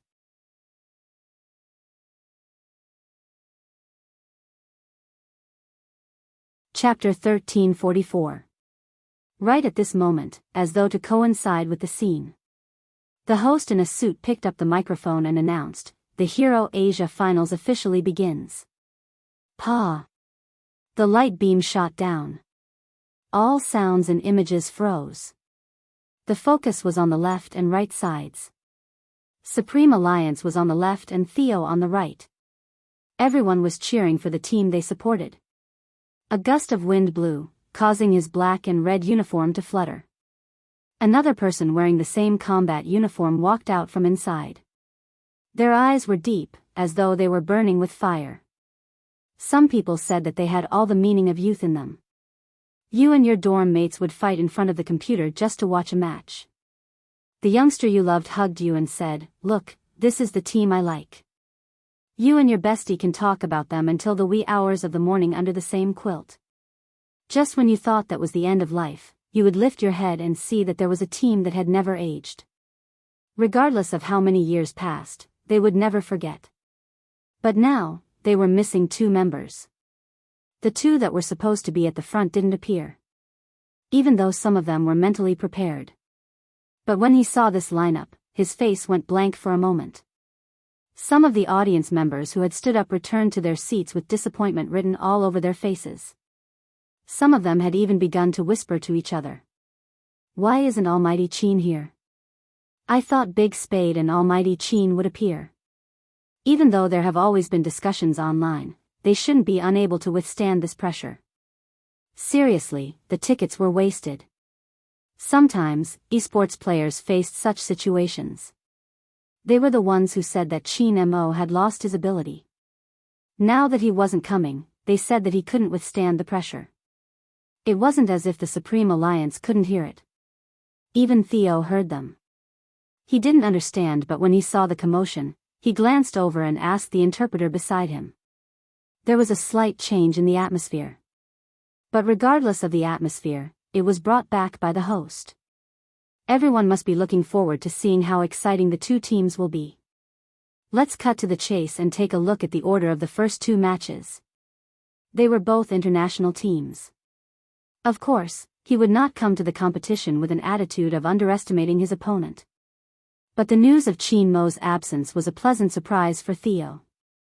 In fact, when they had alighted from the plane yesterday, they had received news that Qin Mo had lost his memory and might not be able to participate in the competition.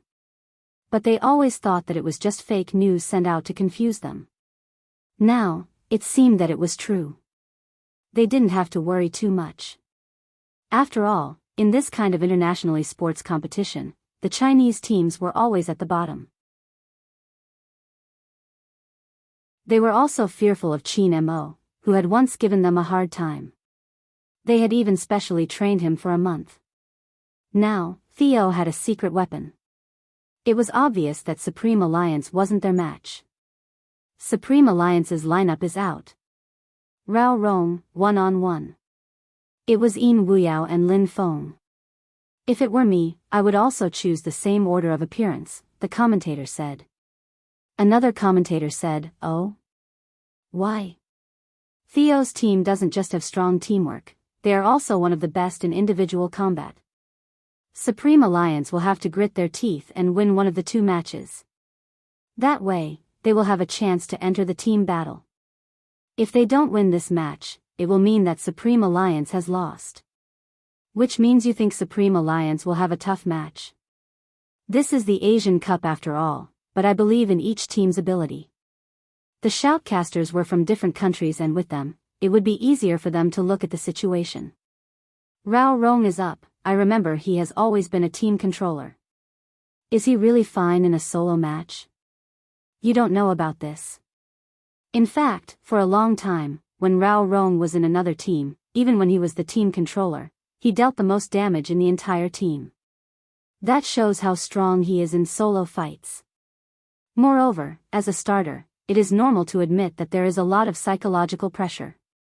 Rather than saying that solo fights are a competition of skills, it is more accurate to say that the bigger the competition, the more emphasis is placed on the player's ability to withstand pressure. Theo's solo player doesn't seem to be under much pressure. There is indeed a difference. Theo's lineup has never changed and the first player is used to the rhythm. More importantly, even if he loses this match, with Theo's ability, he has faith in his teammates to win. Rao Rong's situation is different. He has been through so many things and has just joined Supreme Alliance. He might be under a lot of pressure. Soon, the shoutcaster caught sight of the figure on the screen and broke into laughter. It seems like my analysis was wrong. Rao Rong's positioning is extremely skilled. This will be a highly anticipated solo match.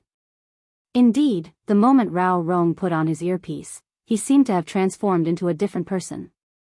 As expected of the sole control of the entire team. That was probably the reason Feng Yi had chosen Rao Rong as the first player.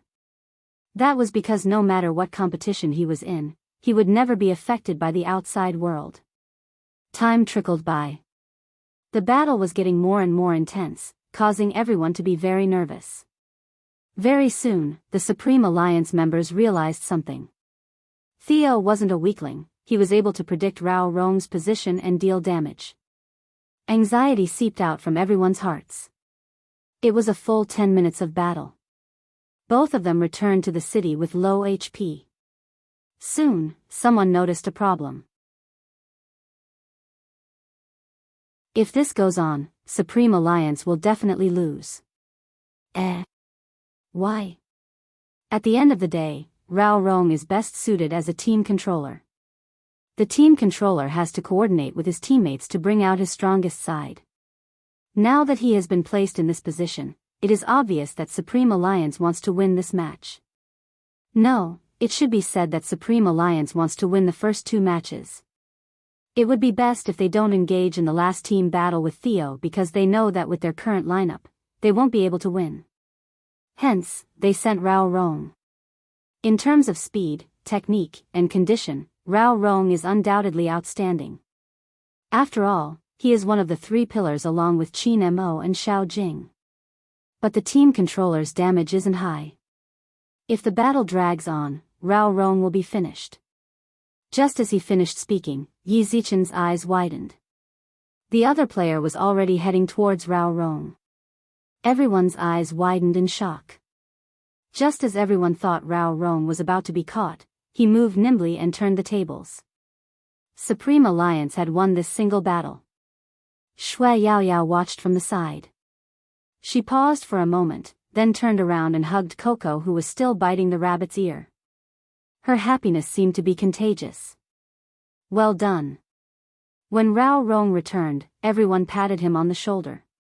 He lifted his lips into a smile, clearly in a good mood. But soon, they realized the problem. Theo's team members were lazy, as though it didn't matter even if they lost the single match. You should be aware of Supreme Alliance's standard, Theo's captain said. The 2 of them stood up with a smile. The single match isn't bad, but if it's against Supreme Alliance's strongest player, Supreme Alliance will soon realize the difference in strength. Don't underestimate them, Theo's captain replied, but he didn't refute his teammates' words. The experienced shoutcaster glanced over, speaking into the microphone. I'm guessing from the start of the double match, Theo is going to unleash its true strength. Based on Theo's usual style, they would indeed use a single match to gauge their opponent's strength. Besides, they are used to placing their stronger players at the back. Supreme Alliance has to take this seriously. Supreme Alliance had to take this seriously. But it was hard to imagine how the double match would turn out. Their teamwork was flawless, their maneuvering was sharp, and they had plundered their jungle's resources at the start of the match.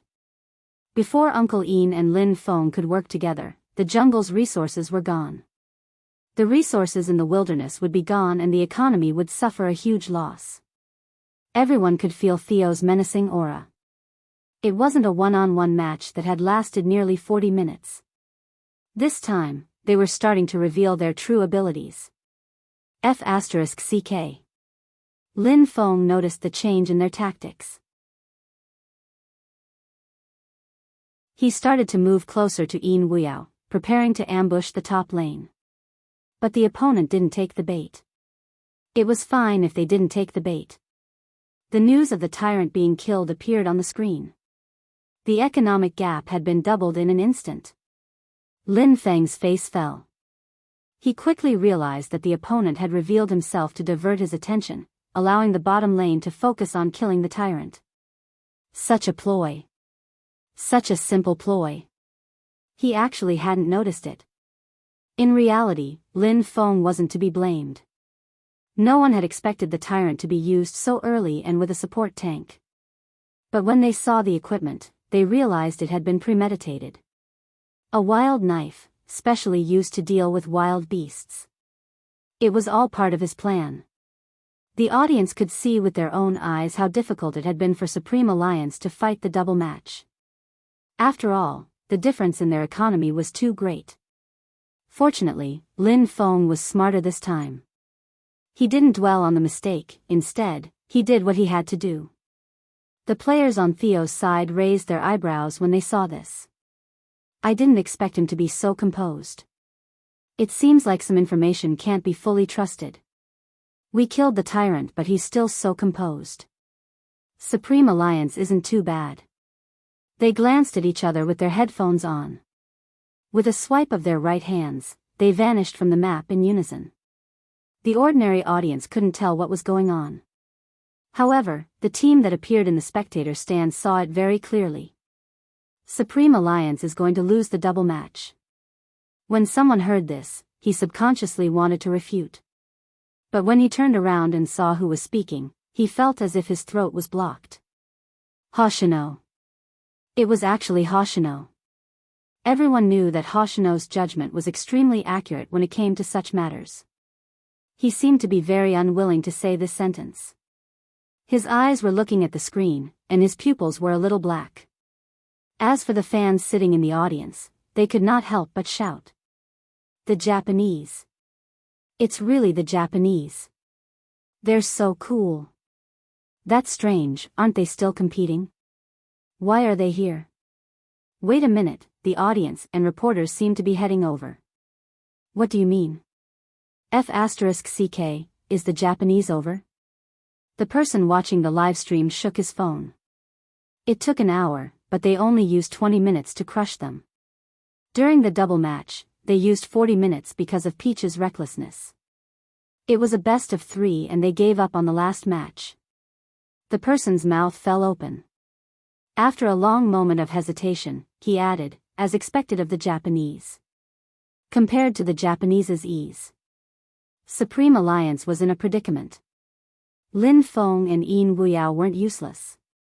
Perhaps it was due to the opponent's strategy, but it gave off the feeling that Supreme Alliance was being suppressed by the opponent. That Lin Feng seems to have sensed something. A member of the Japanese team said. Hoshino replied, "It's too late." Yes, it was too late. This was the first time Yin Wuyao realized his hand's speed couldn't keep up with his thoughts. Even though their support had died twice. But this was Yin Wuyao's third death. Lin Feng wouldn't be able to win the 2-against-1. As expected, Supreme Alliance lost the double match. Even with the compliments from their opponents, Supreme Alliance didn't get excited. They knew how passive they were in this double match. Lin Feng hung his head, apologizing. "I'm sorry." Yunhu reached out to press down on his shoulder. "There's nothing to be sorry about. It's my turn, aren't you going to smile at me?" At this stage, everyone knew that Supreme Alliance wasn't going to be easy. The Theo team's ability could be seen from the double match. When Hoshino said that it was too late, he didn't just mean that they were late for the doubles. From the start, Supreme Alliance hadn't forced out all of Theo's abilities. Hence, it was too late to continue. Besides, Supreme Alliance wasn't going to use their strongest formation for the team battle. Everyone was worried about whether Lin Shintao's jungler would be able to set up the tempo. Theo's captain smiled. "Alright, since Qin Mo isn't around, stick to the original plan, destroy their jungler. That way, they won't be able to retaliate. Sometimes, we have to thank the spectators." Yes, they had to thank them.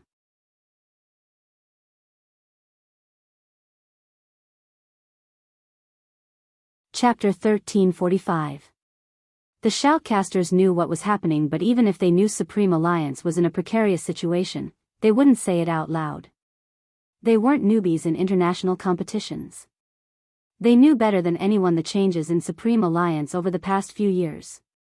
Perhaps some teams were destined to miss out on the championship. The professionals flipped through the information knowingly, waiting for the two teams to begin to reveal the names of the players. They had about 3 minutes to consider. After all, the team battle would decide the final victory. Time seemed to pass slowly. Lin Feng could see Feng Yi standing in the corner, seemingly at a loss for words. He probably wanted to smile at them as he lifted the corners of his lips. Unknowingly, it started to snow outside. It seemed to be the first snow in Jiang City. The snow was small, almost melting the moment it landed on his shoulders. But a child in a black down jacket stood there, staring at the ticket in his hands. He didn't move or speak. The ticketing officer didn't know what to do. Kid, aren't you cold standing there? Hurry and go home, it's the same next year. It's not the same. The child lifted his head, his cat eyes beautiful. Supreme Alliance is participating this year, the team I'm going to join. The ticketing officer stilled, his first reaction was to laugh. How old are you? Why are you thinking of gaming? No matter how old you are, underage children have to be accompanied by their parents, do you understand? As long as there's a parent? The child asked, shifting his gaze towards the skirt that was flying over. Then he walked over, standing beside the person. She is, let's go in together. The ticketing officer laughed. Kid, I'm not stupid, don't pull a passerby and say she's your parent. Passerby? The child frowned, looking adorable. She isn't a passerby. Before he could reply, the ticketing officer added, even if she isn't a passerby, only one person can enter with one ticket. Parents can wait in the resting area. Hearing that, the person frowned. He couldn't barge in, because if he did, he would be disqualified. He raised his head and saw the countdown timer on the screen. It was too late for Feng Yi to come out, and this entrance was the fastest way to reach the arena. Then, Brother Ticket Inspector, please let her in. The child turned around with his school bag on his back. It was obvious that he had a good upbringing. I'll watch from the lounge. The ticket inspector was confused again. You're not going in? Why were you so persistent just now? The woman raised her eyebrows and looked at the little bean beside her. You're willing to part with it? Yes, it doesn't matter if I go in or not, but you must go in. After the child finished speaking, he probably felt that he wasn't enthusiastic enough. After thinking for a while, he raised his hand and clenched it into a fist. All the best. Did he recognize her? Thank you. The man didn't act pretentiously. He rubbed the child's head and looked in the direction of the ticketing staff. When the ticketing officer let them through, he was still confused. After all, he really couldn't understand why the little boy in front of him would smile so sweetly when he saw the back view of that person walking in quickly. He had observed that the child had been standing there for half an hour with a paralyzed expression. Now that he had given the ticket to someone else, he was smiling. What kind of trick was this? At this moment, another child ran over from the other side. He looked similar to the one in the black down jacket and asked mysteriously, "Why aren't you going in yet? I even wore a dress for you. You don't know how nervous I was when Dad looked at me just now." Mo Bay, F***CK, paralyzed little face, what are you smiling about? Brother. What? What was wrong with his sister today? I gave the ticket to someone else. Is that something to be happy about? Softer, Dad and Mom are nearby. No, why did you give the ticket to someone else? Because, the ticketing officer perked up his ears, but before he could hear it clearly, a commotion came from the screen behind him. It was time for the match. The host smiled as he turned the microphone over. All right, the members of both teams have decided on their team members for the team battle. Supreme Alliance has Yunhu, Coco, Shui Yao Yao, and, just as the shoutcaster was about to announce Lin Chintao's name, there was a loud swoosh. It wasn't just the host, even the shoutcasters turned to look over. What's going on? The stage control was about to signal when the director held onto his wrist. He gestured for the staff to move the camera over. At the entrance, a person walked over slowly. The first thing that caught everyone's attention was the black skirt. Following that, the team uniform draped over her shoulders fluttered in the wind, creating a loud sound as the two words were blown out. She was still holding a ticket in her hand. Her hair was messy, but it didn't affect the beauty that she exuded. She glanced up, following the host's words with a light chuckle. And Spade Z, in an instant. The entire bird's nest was silent. The sound seemed to have stopped at that moment. Everyone felt as if their acupoints had been poked, and they were frozen in place. It wasn't just because of her appearance. It was also because she was wearing female clothing. However, the person under the spotlight didn't seem to notice their reactions. She smiled. Our captain isn't here today, so I will be leading Supreme Alliance. Almighty Z. We support you. What's the meaning of wearing female clothing? Is she here to apologize? Ignore what they say, focus on the competition. Swoosh. The crowd was out of control. It had been quiet before, but now, there was a huge uproar. There were so many voices that it wasn't possible to identify them. The click rate soared. They couldn't tell anything from the crowd. However, there were more than 1,000 comments in a second. F***CK, what did I just see? My Almighty is wearing female clothing. Almighty Z is so beautiful. Demoness attack. My big spade. I feel like I'm falling in love with someone else. What should I do? Is my hubby that handsome today? Female clothing. I'm drooling. Please give my Almighty some screen time. Female clothing. Screenshot, I want a screenshot. There are so many scenes. It wasn't that there weren't any negative comments, but that person just stood there as if she didn't hear anything. Her long dress matched her battle uniform, her eyes were clear, and her side profile was extremely beautiful. The smile at the corner of her mouth made every fan feel that it was familiar, but also different. In the past, she was a mischievous youngster. Her laughter was seductive. Now, people couldn't describe that feeling. But when a few true Spade fans saw her walk to the exit zone, for some reason, they grabbed onto their best friend's hand and burst into tears. It wasn't because they were sad but because they were touched. They knew very well why she had specially worn a dress. In order to make sure that there wasn't a single part of the competition that people couldn't hold on to. Just as she said, she stood there, clean and innocent. Lin Feng wanted to hug her, but he retracted his hand. He could clearly hear his words. F***CK, after changing into a dress, I can't bear to do it. I suddenly feel like a beast. Bojo reached out and pulled him back. She hugged him with one hand and patted his back coolly. You're a submissive, you don't have to feel such a burden. Good sister, I'll help you win it back later. Sister? Me? Sister? Lin Feng pointed at her before pointing at himself. He turned to look at Feng Yi. Feng Yi smiled, a relaxed smile that seemed to be reflecting light in his eyes. It seems like I can retire as the temporary leader. With that, he walked towards the committee, speaking in a low voice. The three of them nodded and gestured to the host. All right. The host turned towards the camera.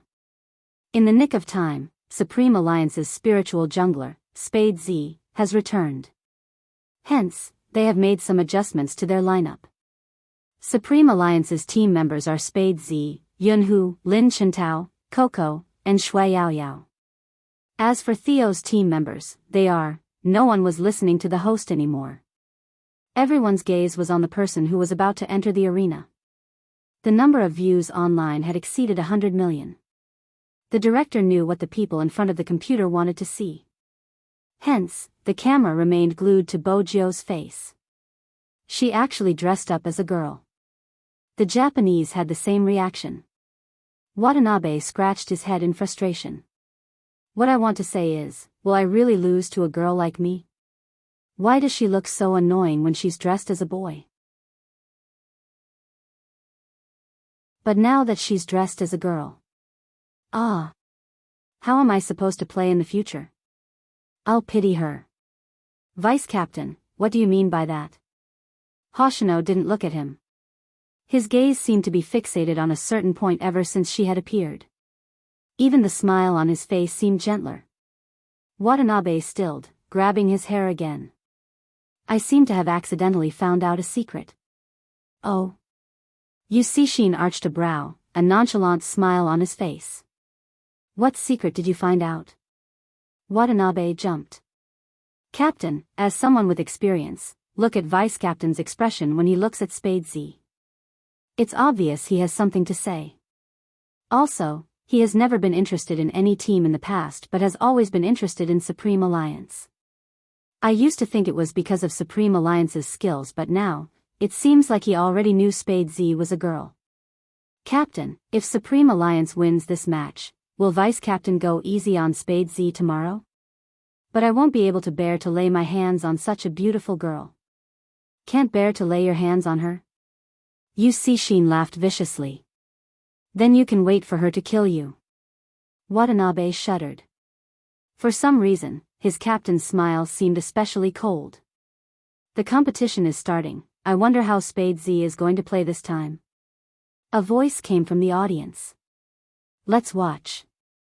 That sentence reflected the Theo team's current mood. They had done their research on Spade Z. After all, she was a dark horse in this year's esports scene. They had done a lot of research on her videos and had a thorough understanding of them. From the way she played, they couldn't tell that she was a girl. When the news had first been released, they had been shocked. Now that they had seen her in person, they looked back at themselves. Did Supreme Alliance pick their members based on their looks? Why were they all so beautiful? But regardless, their strategy wouldn't change. They would destroy the opposing jungler. Besides, according to tradition, Spade Z would probably choose an assassin with an invisibility ability. That was the conclusion they came to from the data. It wasn't just the Theo team. Even the fans who were familiar with Spade Z's playstyle were waiting for the assassin who had helped Spade Z obtain numerous first clears to appear. However, no one would have thought that something would happen. She had actually chosen another character in the game. That is, Almighty Qin's destined hero. There was a smacking sound. Bojo held onto the mouse and clicked confirm. She raised her hands and placed the earpiece over her head. She didn't know if it was because she was wearing a dress, but she looked especially fair today. Her slender fingers were almost transparent under the light. On the countdown timer, the shoutcaster explained the situation. To prevent the competition from being boring, the shoutcaster explained, honestly, I'm surprised by Spade Z's choice of character. Why? Do you think she isn't good? It isn't bad. Everyone knows that she is an all-round player, but in terms of proficiency, she doesn't seem to have much experience. Indeed, Qin Mo has always been the one using it. Alright, enough talking. From the screen, we can all see that the members of both teams have already walked out of the spring. Wait a minute. MMH? Theo seems to have an idea. The screen zoomed in. The crowd clearly saw two figures behind Theo dashing across the jungle and the river. The ones in charge of guarding the middle and top lane were leaning slightly towards the jungle. They're planning to ambush us. That's right, this stance. It wasn't to negate Supreme Alliance's blue buff but to outflank Supreme Alliance's jungler, Spade Z. Rao Rome's pupils constricted.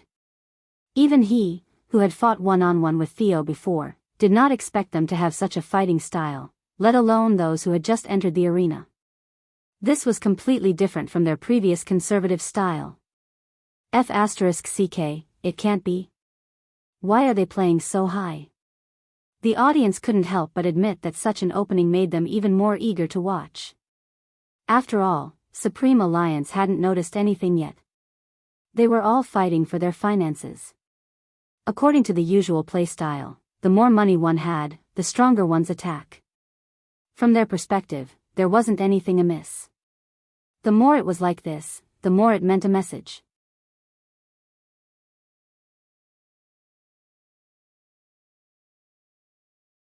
Chapter 1346. The moment the thought entered their minds, a loud click came from the screen. Theo's tank had a stun effect. With a swing of his hammer, Bojo froze on the spot. Everyone who played the game knew that control was the most important thing for an assassin. If she was controlled, she wouldn't be able to escape. Besides, there was a tank and a long-range attack. After the signal to attack, the opponent's sorcerer had rushed over to provide support. In an instant, Spade Z's HP dropped by half. She didn't even need to fight in the wilderness. Theo's assassin seemed to have been waiting for this moment. He raised his long spear and leaped in, intending to deal all the damage to her. Right at this moment, Bojio moved her right hand. Bojio sat in front of the screen and moved her right hand. The mouse glowed and everyone could see the lines that appeared in that instant. She moved with agility, avoiding the big move. Theo's assassin missed his target. But even so, Spade Z was still in a dangerous situation. Moreover, under normal circumstances, as an assassin, when fighting in a high-level match, he should be prepared in advance to see if the other party would come over to attack him. Not only had they been robbed, but they had also been forced into such a corner by Theo. Some started to wonder if Spade Z's abilities had deteriorated. Her mana has been snatched and she's suffering from the start.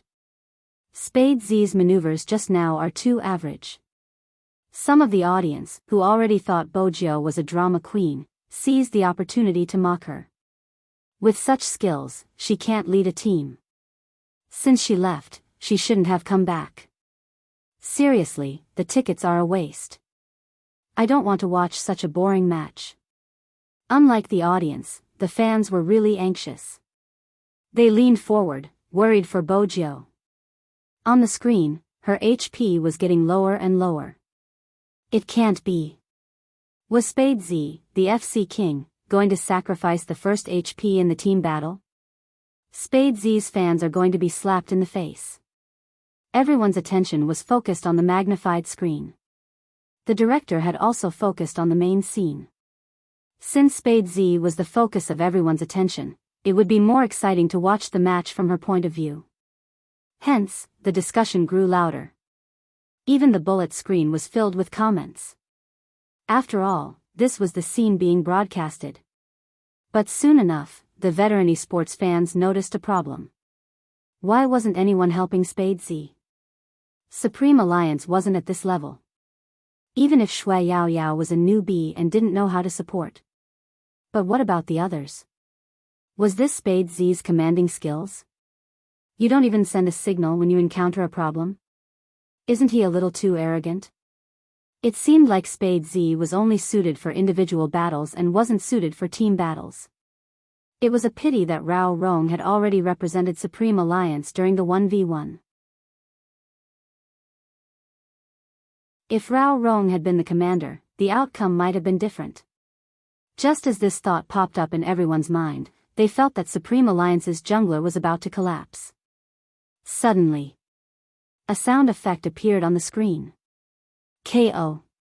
The first blood. Strange. On the screen, Spade Z wasn't dead. Then why would there be such a sound effect? All of a sudden, everyone was puzzled and perplexed. They didn't understand what was going on. Soon, the big screen gave the answer.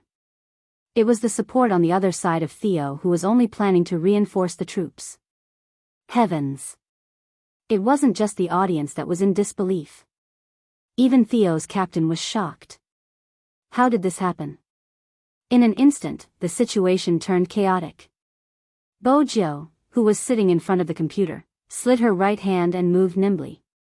She retreated to the bottom of the turret with a low amount of HP, just in time to feed herself a blood pack. But this was not the point. The point was that people could clearly hear the 3 words spitting out from her thin lips, "All right, retreat." The next second, the bullet screen went crazy. F***CK, what exactly is going on? Please explain. I can't believe my ears, was my big spade giving an order? The netizens weren't the only ones who had this question, even the audience was confused. When the replay was shown, the audience realized that Spade Z hadn't been caught in the jungle. That was when they realized that Spade Z hadn't been ambushed. Instead, she had sensed the opponent's intentions beforehand and had sent a signal to the entire team to attack Theo's support. Hence, when the opponent had come to their jungle, she hadn't reacted on purpose. She had wanted Theo to take the bait and assume that she had been controlled. That way, they would focus on killing her or guarding against reinforcements. However, they hadn't expected that they would be hiding in the bushes to ambush the support. F***CK, this trick of luring the tiger away from the mountain is too good. She didn't just take the first HP, the entire jungle on Theo's right is empty. My almighty Z is telling the opponent that if he dares to use his blue, I'll get my teammate to take the first HP and clear his entire jungle? That's amazing. It was indeed unexpected. No one had expected such an outcome. If one thought about it carefully, one would realize that such a plan to lure the tiger away from the mountain was not something that just anyone could pull off. Firstly, one had to be clear of the opponent's intentions and make a certain level of judgment. Next, one had to have precise positioning to ensure that one would be able to buy time for one's teammate and ensure that one wouldn't die. It was a difficult feat that not many could pull off. It's so cool. That was so cool. The people who had been mocking her kept their mouths shut after witnessing this scene. They were clear on one point. It wasn't that Spade Z's fans had been slapped in the face, but they had been too biased. This seems to be the first time Spade Z has used such a method to start a match. The shoutcaster was a professional. It's novel and impressive. The other person chuckled. Indeed, I'm not sure if you have noticed, but she has completely adapted to her role as a team leader. Using such a method to take the first HP is in consideration of the overall situation. She is now an assassin and also a team controller. I don't know why, but I can see Qin Mo's shadow in her. Honestly, if I were to participate in a match now, they would be the opponents I wouldn't want to face. They are too strong, be it individual battles or assisting the team. In the past, Spade Z's advantage in this aspect hadn't been revealed yet. I reckon Theo's side wouldn't have expected her to use such a method, using herself as bait to allow the team to take the first HP. This is completely different from the way she used to sweep the opponent's jungle alone. It wasn't just different, it was a huge blow to Theo's head. But this alone wasn't enough to secure victory. After all, Theo's skills were obvious. But it had to be said that the mistake in strategy was a huge blow to them. They couldn't stay in Supreme Alliance's jungle any longer. One of the towers in the bottom lane had been destroyed and they had to return quickly.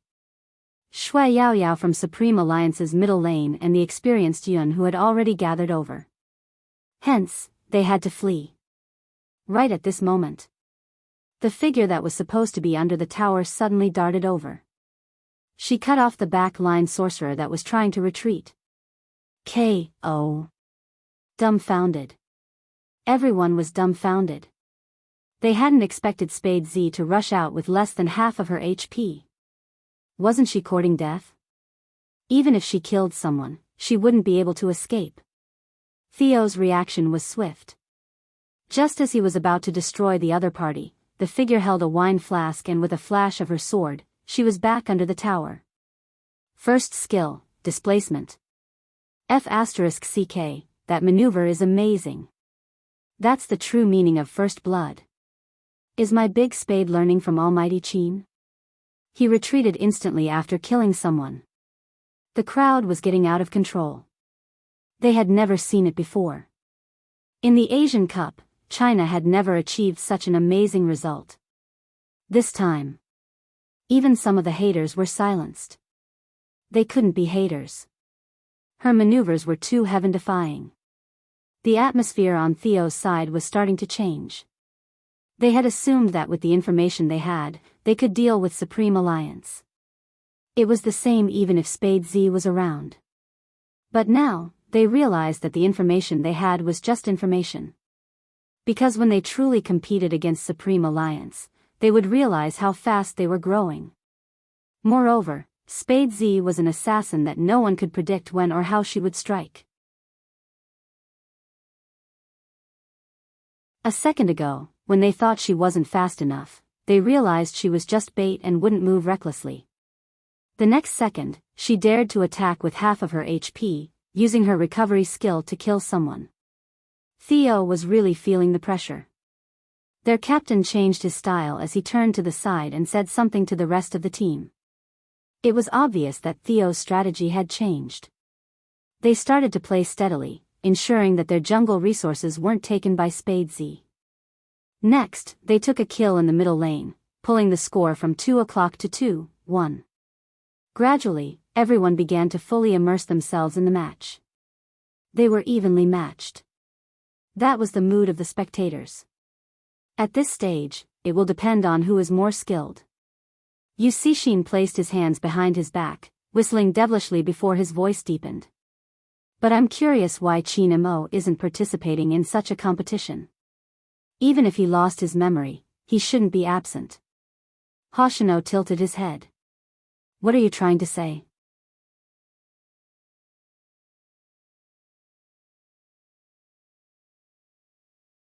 Chapter 1347. Their captain left.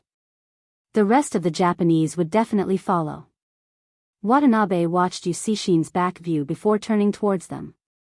Vice Captain, you guys can leave first, I'll take a look. Hoshino lifted his thin lips, a smile that was hard to reject.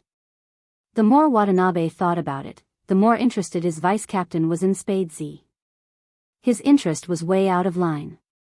There was no love in the esports industry. But judging from his vice captain's intentions, Watanabe shook his head, his expression unreadable. Hoshino didn't seem to mind the misunderstanding from his teammates, his gaze fixed on Bojo the entire time. The battle on the screen continued to be intense. But when the screen switched to Bojo, everyone saw her sharp reflexes, the numerous strategies she devised, the way she predicted Theo's movements and swiftly provided support. She didn't just command the battle, she would also cut the back line at the most crucial moment to take down the enemy. But Theo wasn't weak either, he never suffered any losses in the team battle. Spade Z took down one of their members. They only took one Supreme Alliance member. The team battle went on for more than 50 minutes. In the last match, Theo was still thinking about how to counter Bojo's predictions. Unexpectedly, this time, Bojo didn't make any predictions. Instead, she used her best play style, leaping in and taking down all the attackers, exchanging 1 for 3. After the explosive damage, Theo didn't have an ADC, sorcerer, or top laner. How was he going to continue? Supreme Alliance pushed forward, destroying Theo's Crystal City. The screen zoomed in. Everyone saw her removing her headphones, wearing a dress as she picked up a bottle of mineral water. They won. She wasn't just the assassin, she was also the leader of Supreme Alliance. Everyone knew very well that this last exchange of 1 for 3 was worth it. It was just like Almighty Qin's thinking. Soon, everyone's results appeared on the screen. Spade Z, the MVP of the match. Many Negroes were speechless at this moment. Other than Qin Mo, none of the other Chinese players had achieved such results. Spade Z was the first. Both inside and outside the stadium, there was a huge commotion. After 3 years, this was the closest the Chinese team was to the championship. The media couldn't hold it in any longer, wanting to interview Bojo the most. The audience cheered too. Other than Shui Yaoyao, no one knew how pale the person beside her was. Just now, when she was commanding the battle, her hand accidentally touched her. Shui Yaoyao froze at that moment because the body temperature was too high. It was so high that she was in a daze. Highness Jiu was having a fever. That was her first reaction. But before she could do anything, that person's voice came. Don't leave the middle lane, Yao Yao, don't be distracted. Shui Yao Yao could only focus because she knew that the sooner the competition ended, the more rest he could get. Perhaps, other than this group of teammates, no one would know under what circumstances this battle command was completed. Looking at the increasing number of people, the man raised his head to drink water and lowered his arms. Shui Yao Yao stood in front of her. Bojo knew she was running a fever since even her breath was hot. That was why she kept drinking water. When she saw Shui Yao Yao's actions, she smiled. It's fine, I can handle it. Leave the media to Boss Feng. Shui Yao Yao took a moment before adding, you can walk from the back, Coco will follow you. Coco didn't know what had happened. He was extremely happy after winning the competition, his face full of smiles. Shui Yao Yao had already sent Feng Yi a message. When Feng Yi saw it, he immediately gestured to his assistant and blocked the crowd that was approaching. Friends from the media, I know everyone wants to get the first-hand interview information. Don't be anxious, there will be a chance, as long as everyone comes one by one. With that, he gestured behind him to lead her away. Shui Yaoyao didn't delay, blocking the crowd with Coco and taking the chance to bring Bojiu backstage to Supreme Alliance's lounge. Fever? Coco's handsome face was distorted. How did you get a fever? Bojiu didn't explain, she just smiled and opened the wardrobe, removing her uniform. She seemed to be taking Lin Feng's black down jacket. No, little spade, you're burning up, where are you going? Coco pressed her down, his face stern. Don't go anywhere, wait for old Fox Feng to come over and take you to the hospital for an injection. Bojiu pushed his hand away. It's just a small cold, I have something to do. What do you have? Coco looked as though he wouldn't let her go no matter what. What a joke, he could feel the heat through her clothes. Where did you go yesterday, how did you end up like this? Bojiu took another sip of water to clear her mind. I didn't go anywhere. Actually, Coco knew something must have happened yesterday. At the start, Captain had said he was going to buy candies for Little Spade and then he disappeared.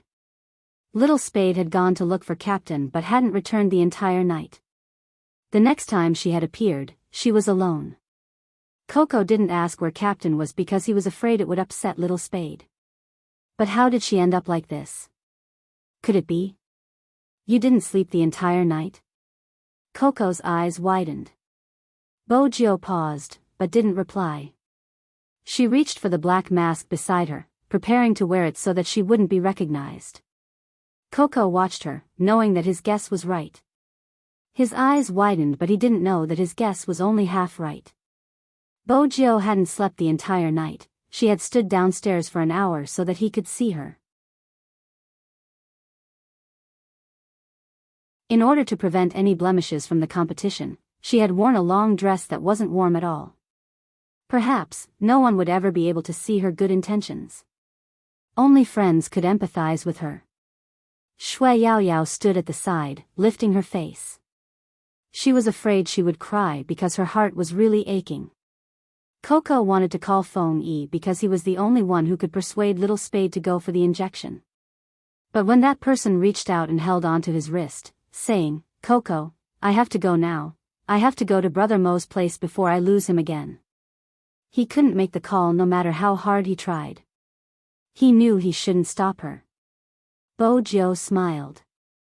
With the mask on, only her dark eyes could be seen. The long black down jacket covered her figure perfectly. She wasn't acting out a drama, Bojiu knew she had to get better. But the more she walked, the heavier her breathing became. It was only when she stopped that she realized her body couldn't handle the high fever. Gradually, the voices in his ears became indistinct. All he could hear was more and more noise, as if the media had barged in. At this moment, she heard a voice from the other side. Hoshino. It's Hoshino, why is he here? Hoshino glanced at them, reaching over with one hand, silently tossing a bottle of medicine over. Bojiu caught it, watching as he stood there, intentionally shielding her. She turned and walked towards the emergency exit. The media wasn't aware of her actions since Hoshino was a hot topic, all their attention was on his face. Hoshino smiled faintly as he answered the reporter's questions. When Feng Yi walked over, he nodded, stuffing a hand into his pocket, brushing past him. Feng Yi was a smart man, he could tell with one look that Hoshino had taken over his job. The two of them walked towards the lounge together. When there was no one around, Feng Yi said, "Thank you."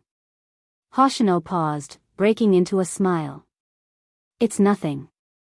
From the information I received, Hoshino isn't someone who would do such a small thing." Feng Yi was indeed the smiling prince. Hoshino was still as elegant as ever. "It seems like Boss Feng's information is wrong, I'm a caring person. Besides, I'm looking forward to tomorrow's competition, I wouldn't want my opponent to be held back by such trivial matters." "Just an opponent?" Feng Yi didn't beat around the bush, going straight to the point. Hoshino lifted his lips. "It seems like everyone knows I like C. That's right, she isn't just an opponent, she's my family. Family? Feng Yi didn't understand. He had assumed that Hoshino's actions were all because of love. But the moment he said the word family, Feng Yi wasn't sure. At the same time, in a building in the west of the city, Fan Jia started the countdown. There were 4 hours left. The person in front of her belonged to her. But there was something that made Fan Jia frown. Since this morning, he had been standing in front of the window without saying a word. No matter what she said, he would only reply with 1 or 2 words. Sometimes, he wouldn't even speak. Fan Jia hated this situation. The more she thought about it, the more she realized why he was standing there. Who was he looking at but didn't see? She clenched her fists, testing his reaction again. She could tell that he would do everything she said. Fan Jia was happy again. Just as she was about to leave, she saw him looking out of the window. There was actually a taxi parked there. The person who got out of the taxi was wearing a knee-length black down jacket. He raised his head and looked in their direction. Then he strolled over to the Lamborghini that he had never driven away before. Fan Jia didn't know it was her at first. But she noticed the glint in Qin Mo's eyes the moment she appeared. Fan Jia was really jealous. She was standing right in front of him. But he didn't even look at her. She had assumed that was his personality. But now, it seemed like it wasn't enough. Then she would end everything prematurely. Fan Jia's gaze darkened, meeting the figure outside the window. Bojo wasn't aware of the situation upstairs. She couldn't keep standing outside since she had to consider her health. Hence, her first reaction was to get into the car. When little Blackie heard her voice, he immediately said, "Master, your little vixen is still upstairs, she hasn't come down." "Don't worry." Bojo felt much more at ease after reaching here. But now, she wasn't worried about the Almighty leaving. Instead, she was worried about the time. The time was getting closer and she couldn't think of a better way to help the Almighty regain his memory. Bojo tugged open her collar, leaned her head against the steering wheel and drank a fever pill. But even then, the AI system in the car detected her high body temperature. Little Blackie's voice rang again. "Master, the report shows that your stamina has reached its limit. As the Fifth Avenue's racing god, I have to use my professional knowledge to inform you that you need treatment." "Oh, why isn't Grandfather Butler around?" "If he was around, he wouldn't allow you to act so recklessly." Bojo didn't reply, maintaining her position. Little Blackie started to panic, flashing its lights continuously so that someone could see it. It was sending a signal. Upstairs, Qin Mo stood in front of the window. He had thought that after that person appeared, he would soon see that face that made him feel peaceful for some reason. 5 minutes passed, but she was still in the car. Qin Mo tapped the side of his long legs, feeling uneasy. He wanted to head downstairs. Fan Jia noticed the change in his emotions, chuckling lightly. "Brother Mo, where are you going? Who's going to protect me after you leave? They are still watching me. The moment you leave, I don't know if there will be snipers shooting." These words were indeed effective. Because Qin Mo had one hand in his pocket, and he stopped there. But his heart and actions were far apart. It would definitely hurt. The moment Qin Mo paused, his chest felt as though it was being torn apart. He leaned against the wall, his fingers gripping the amulet, as though that was the only way to alleviate the pain. Seeing this, Fan Jia wanted to take the chance to take the amulet away. She hated this amulet to the core. Besides, this was Qin Mo's weakest moment. The last thing he relied on was gone. He probably wouldn't be paying attention to Z like before. With this thought in mind, Fan Jia reached her hand out and added a voice message. "Brother Mo, are you feeling unwell? I know this is a gift from me and it's very important. I'll keep it safe for you. You'll break it." Qin Mo's eyes turned bloodshot. He wanted to move his hands several times, but there was always a voice telling him not to hurt the person in front of him, to protect her. That voice was like a curse, imprinting itself in his mind.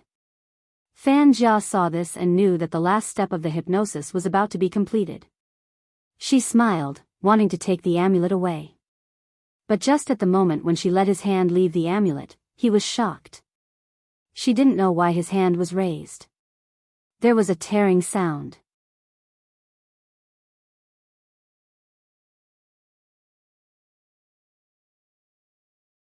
Chapter 1348. When she had heard the tearing sound, Fan Jia had been secretly delighted. She had finally gotten rid of this thing. But when she saw the thing on the ground, her expression changed. It was a photo. The photo should have been taken with a Polaroid. The colors were bright. In the photo, the sun was shining brightly. A little girl wearing a tiger costume was pouncing towards a little boy. She was smiling beautifully, as though she had been dipped in sugar. The little boy was very cold, and his expression was hard to describe. However, he reached out and held the little girl's waist, as if he was afraid that she would touch him, or afraid that she would fall on her own. Even the corners of his mouth were slightly pursed, but it was not because he hated her, but because he felt a little helpless. His eyes were filled with tenderness. It was easy to think of an ancient Chinese poem.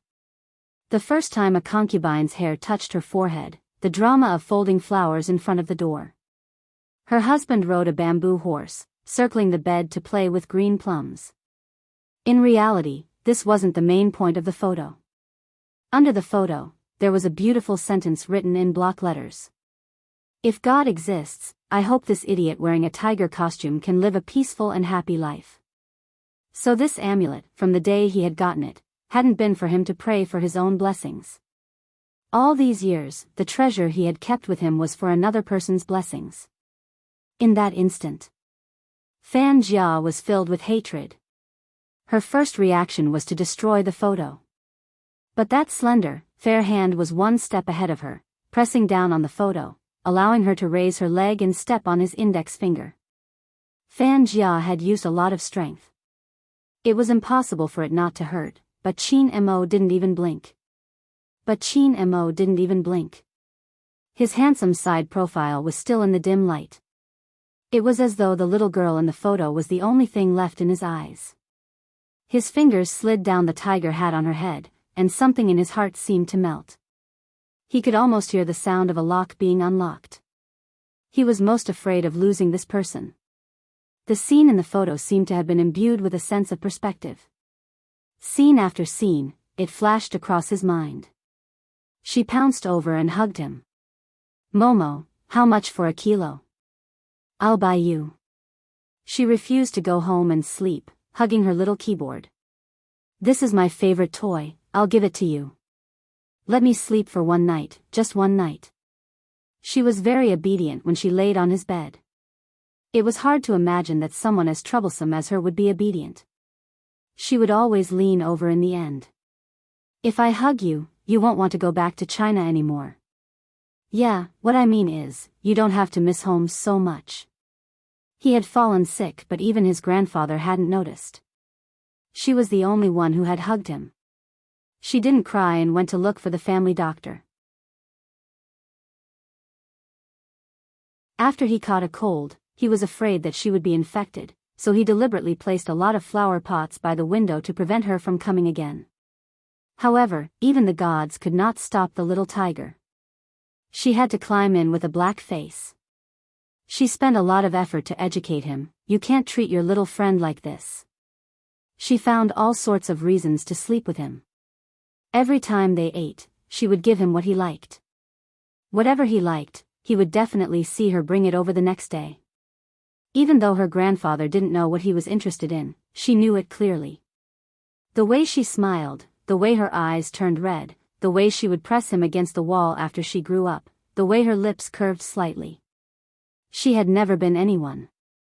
She had always been that idiot who had treated him as a girl. Fan Jia sensed his abnormality.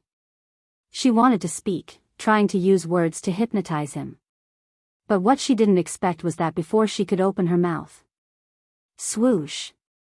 A poker card flew over, cutting her face sharply. Fan Jia's face turned pale. She watched as the person stood up slowly with the photo. Even her eyes were trembling. She couldn't believe it. No one could decipher the hypnosis. This was impossible, absolutely impossible. But the coldness emitted from the man made Fan Jia truly feel fear. The poker card in his fingertips slashed at her again. This time, it cut her wrist. Fang Jia had never been so close to death. She could tell that he really wanted to kill her. The moment he walked out of the light, Fan Jia knew that she was doomed. That wasn't the gaze of someone who was controlled by hypnosis.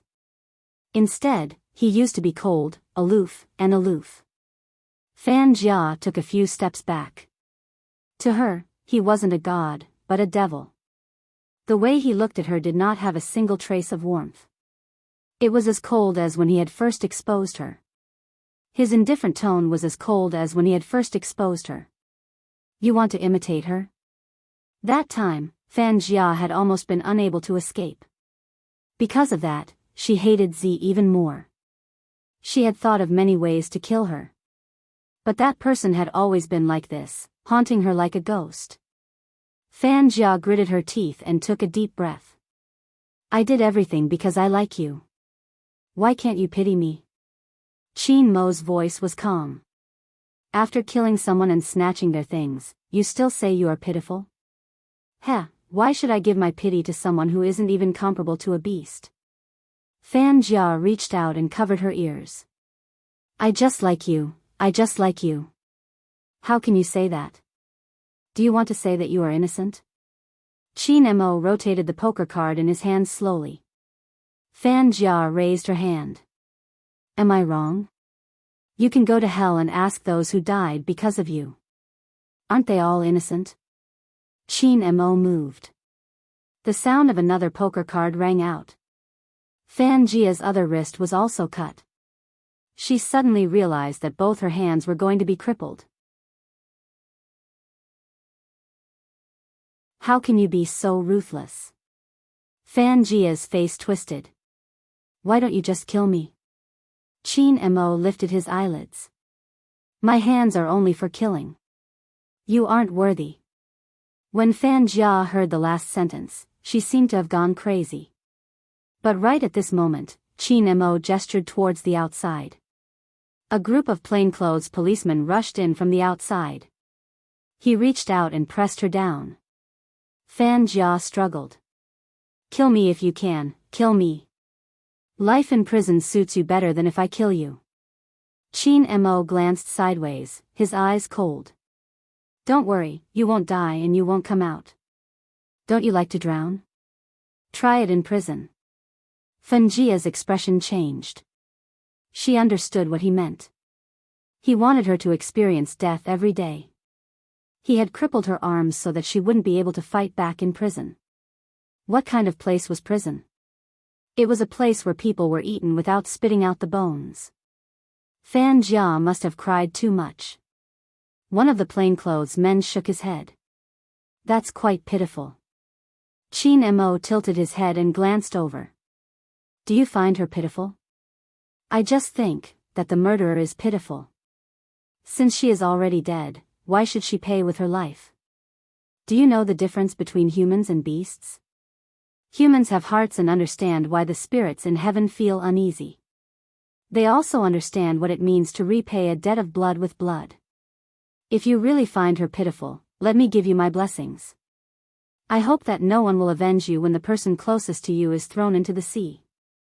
The plainclothes man glared, turning to retort. However, he realized that the person was dressed in a military uniform. It was young Master Tang. It was young Master Tang, smiling brightly as usual. I didn't know. Nowadays, people in the system take the victim's place and say that the murderer is pitiful. Fan Jia has killed many people, including our comrades.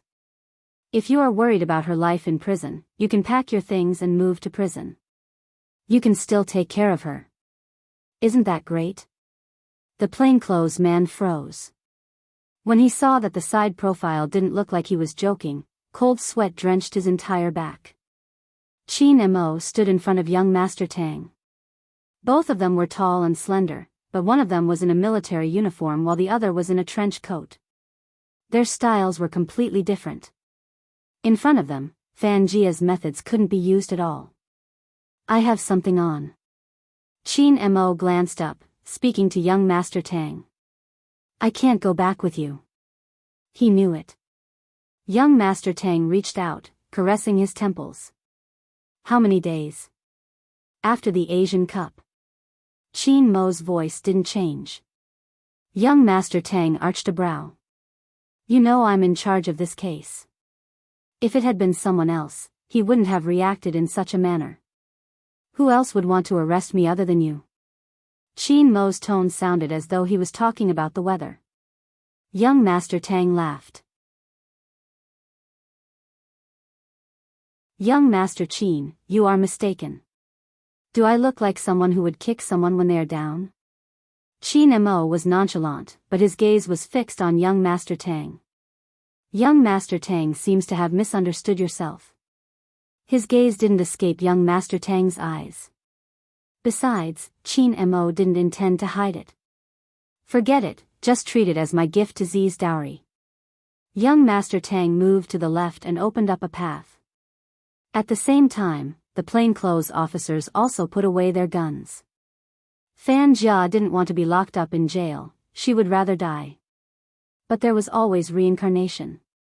Just like what young Master Tang had said, someone had to do something for the souls who had died unjustly, for those who had their possessions taken away, to receive justice. Of course, selfish people would always find excuses for themselves. They would distort the truth and lie. When they were young, they would claim other people's possessions as their own in order to gain attention.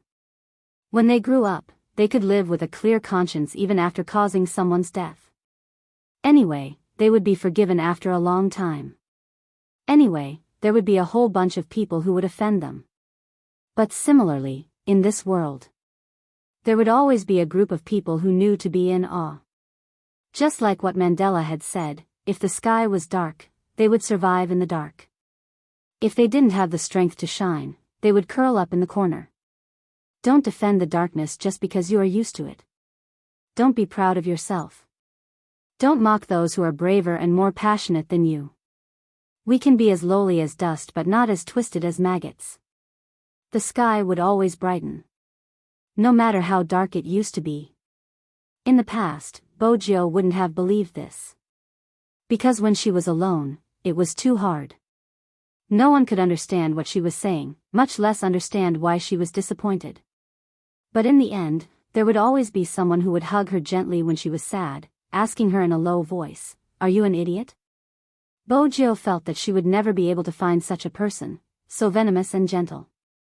She had thought about it many times. A pure white person couldn't be a light source. Because they were too weak, they couldn't withstand the slightest wave. Unlike that person, who was like the Kunlun Mountains. Not only could he light up the lights, but he could also create the shadows of the sun and moon. Hence, she liked him so much. Bojo knew that she was losing consciousness. She leaned her head against the steering wheel, feeling a little angry. Just as she was about to move, she realized that the car door had been pulled open. The next moment, there was a slightly cold embrace. Bojo couldn't open her eyes, but her nose worked. The familiar peppermint and tobacco scent made her feel that she was in a daze from the fever. That was why she had the illusion of being hugged. Or perhaps she missed someone too much. That was what Bojo told herself. Her forehead was pressed against a slightly cold object. The next moment, he hugged her tighter. Before she could figure out what was going on, a familiar voice came from beside her ear. A familiar voice entered her ears. Little Bojo. MMH? He was calling her name. Are you an idiot? Qin Mo was angry at himself. Since he had regained his memory, of course he knew why she had such a high fever. He leaned forward and touched her forehead. His chest felt like it was being burned by the temperature. Bojo frowned. She didn't want to be called an idiot when she was sick. Besides, was it really the Almighty? No matter how she thought about it, it didn't seem possible. With that thought in mind, she wanted to move. However, someone was one step ahead of her and pressed her hand down, trapping her in a warm embrace. As if afraid that she would be frozen, the person pulled her hand and stuffed it into his clothes. Her palm was pressed against his skin, and her fingertips were no longer cold. Bojo didn't see his face. She didn't know that the high and mighty young Master Qin was using such a method to warm her up. The only person who knew was the Lamborghini, Little Blackie. It really couldn't see anymore. What surprised it was that the devil usually looked cold and didn't smell like a human. He actually used such a method to warm up his master. It must be cold outside. He grabbed her hand and stuffed it into his clothes. It was to make his master feel better. *CK, even it believed that the devil had true love for its master. It was indeed true love. Because faintly, there was a soft, faint voice. "I'm sorry."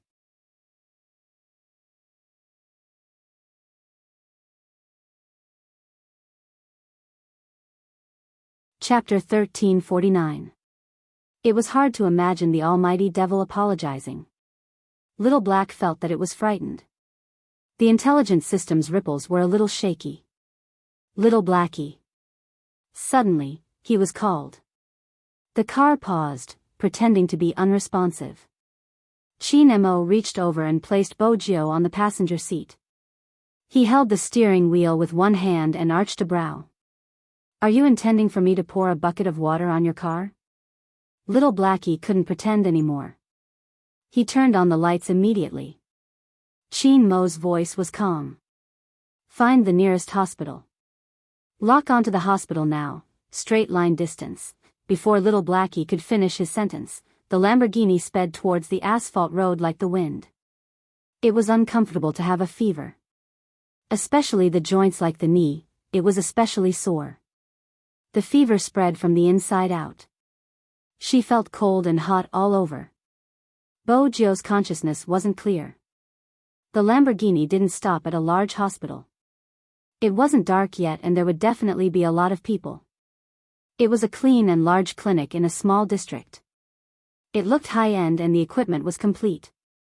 But at this hour, it was either a child or an elderly person. It was rare to see someone carrying a person in. But probably because of Qin Mo's height, the person in his arms didn't seem sick. Instead, she seemed to be asleep, wrapped in his jacket. The medical staff couldn't help but glance over.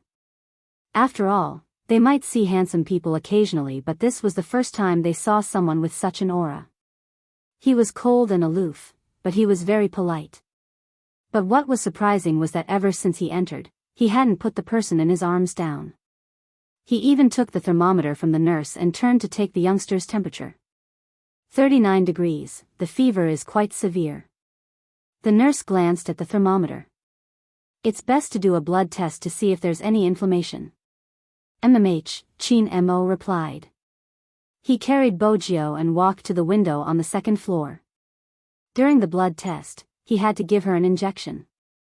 But Bojo refused to extend her hand. Qin Mo looked at her furrowed brows, kissed her palm, and said, "Be good." That familiar voice probably had an effect. Bojo loosened her grip and the blood test was successful.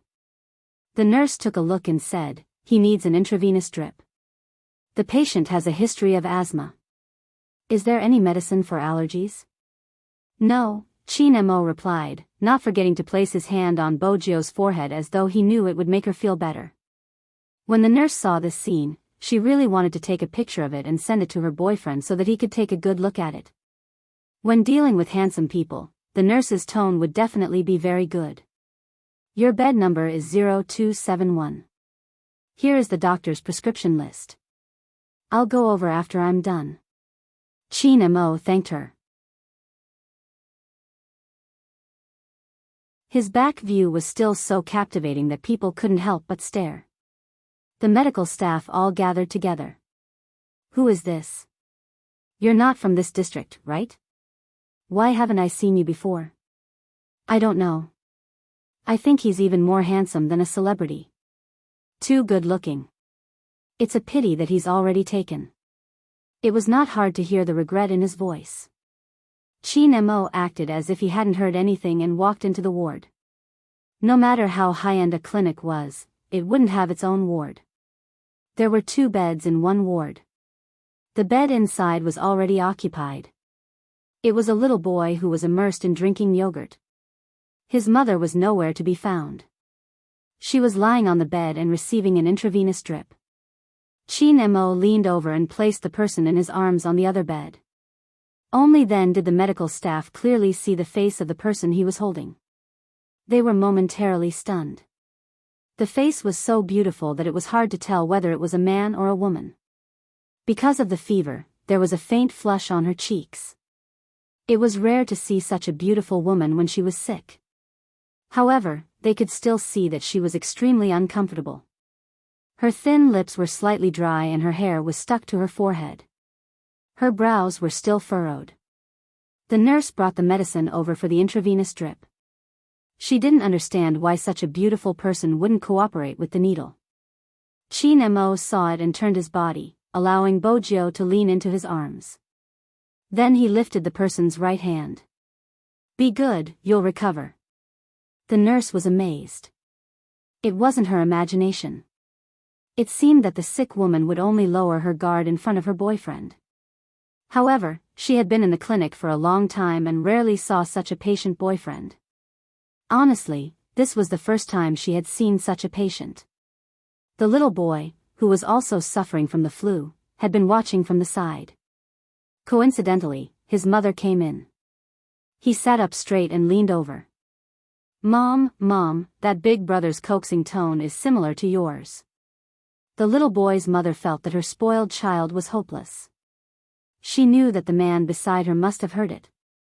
She turned her head and was about to smile apologetically. The person in his arms seemed to be very uncomfortable.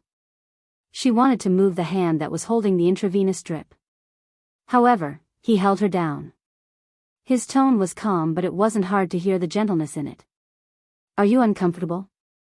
Bear with it for a while more, the infusion will be over soon." The little boy saw this and shook his head. "No, it's not the same. If I moved, you would have beaten me up." As a mother, she didn't know what to say. She coughed lightly. "Drink your yogurt." The little boy sighed. It was the same fever, but why was there such a huge difference? At first, he thought that this was already sad enough. Unexpectedly, the handsome big brother peeled a piece of candy and fed it to the patient in his arms. The little boy raised his head. "Mom, I want to eat candy too." His mother, who was accompanying him, suddenly felt helpless. Were all the young people in love like this? They were even more meticulous than her own child. Why didn't she find someone like this? Fortunately, the little boy was almost done with the infusion. It was just a short half an hour. The mother and son suffered a blow that they had never experienced before. The little boy glanced over. "Mom, I'm not a troublemaker. My dad never treated you like this when you were sick. Your dad is a heartless." The mother paused and laughed. "So you have to be nicer to your girlfriend in the future. Be like this big brother, understand?" The little boy nodded. He didn't understand. Why was the older sister in the big brother's arms the one who was sick, but the big brother was the one with an ugly expression? The mother and son left. Only Chin Mo and Bojio were left in the ward. The person in his arms hadn't woken up yet. Chin Mo didn't change his position. He held the paper cup with one hand, the rim of the cup against her lips. This was the scene that Terry, who had been by Chin Mo's side, saw when he came in with the things. When he had picked up the call, he hadn't dared to believe that it was really Boss Chin calling him. After all, he had received news that Boss Chin wouldn't be appearing in the near future and that something had happened. After hanging up, his first reaction was to inform Madam and Boss. Then, he went to the location that Boss Chin had designated with a bag of candy in his hand. This was the reason why Boss Chin had called him. He knew young Master Joe. Oh wait, it wasn't young Master Joe but Miss Joe who loved candy. He didn't have to think to know that Boss Chin wanted to give these candy to Miss Joe. But even so, when he saw the scene, he couldn't help but pause. After all, Boss Chin had never served anyone like this before. He seemed to be exuding a cold aura, but when he looked at the person in his arms, his gaze was filled with adoration. Boss Chin, let me do it. As a special assistant, he had to be quick. Unexpectedly, before he could reach for the paper cup, the person in front of him had already taken a sip and leaned over to pass it to the person in his arms. It was as though he didn't exist in the room. Honestly, was he just a sugar bearer? When he realized that he might become a third wheel, the smart assistant placed the candy down and didn't say anything else. He closed the door and stood there, waiting for Boss Chin to buy something for him before entering. As a young man who was still single, he really didn't want to eat Boss Chin's dog food. The sky outside gradually darkened. 2 hours later, Bojo wanted to pull the blanket off her body due to the heat but was pressed down by a hand. It was slightly cold and comfortable. There's still half a can left, we'll be done soon. That voice made Bojo realize that she wasn't dreaming and that the blurry vision she had had in the car was real. As well as the apology he had whispered into her ear. He was really back. Bojo opened her eyes. The first thing she saw was the person's side profile.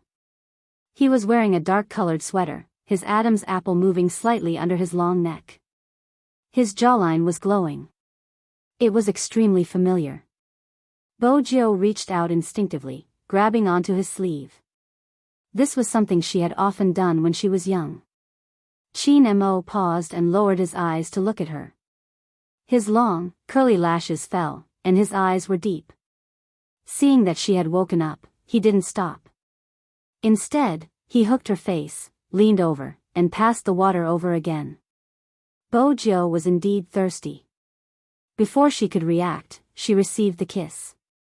The sweet warm water touched her lips, the faint fragrance of the man's arrogance passing over.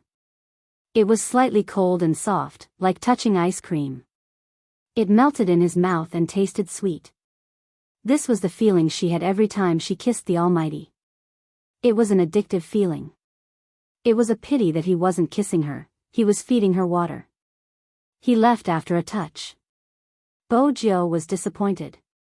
Just as she was about to use her seduction skills, he opened his palm, revealing a pile of sweets. Pick one.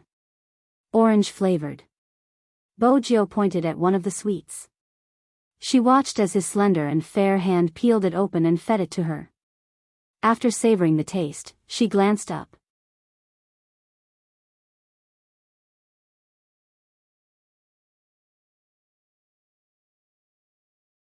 Chapter 1350. MMH, Bojo didn't mind expressing her thoughts. I want to eat meat. Eat meat? Chin Mo laughed, his eyes bright like aged wine. We'll talk about it when you're better. Bojo wanted to move. Chin Mo reached out and pressed her down, turning to make a phone call. Not long after, the special assistant walked in from the outside, holding a beautiful takeaway box in his hand. What was disappointing was that they were all porridge. Bojo had been a carnivore since she was young. Porridge didn't feel anything. But she was indeed hungry, so she didn't care if she felt anything. Bojo wanted to eat by herself. His assistant was watching from the side, but Boss Chin was one step ahead, opening the takeaway box. He held the spoon in his hand, looking at Miss Jo with an arched brow. Open your mouth. Bojo realized that good-looking people would be a feast for the eyes when they fed others. The porridge was still hot. When it reached her mouth, the saltiness was just right and the texture was good. Bojo tilted her head to drink. When she was done, the four-drip was finished. Before she could stand up, he bent over and pulled her into his arms. It's cold outside. These 3 words were spoken in a very faint voice.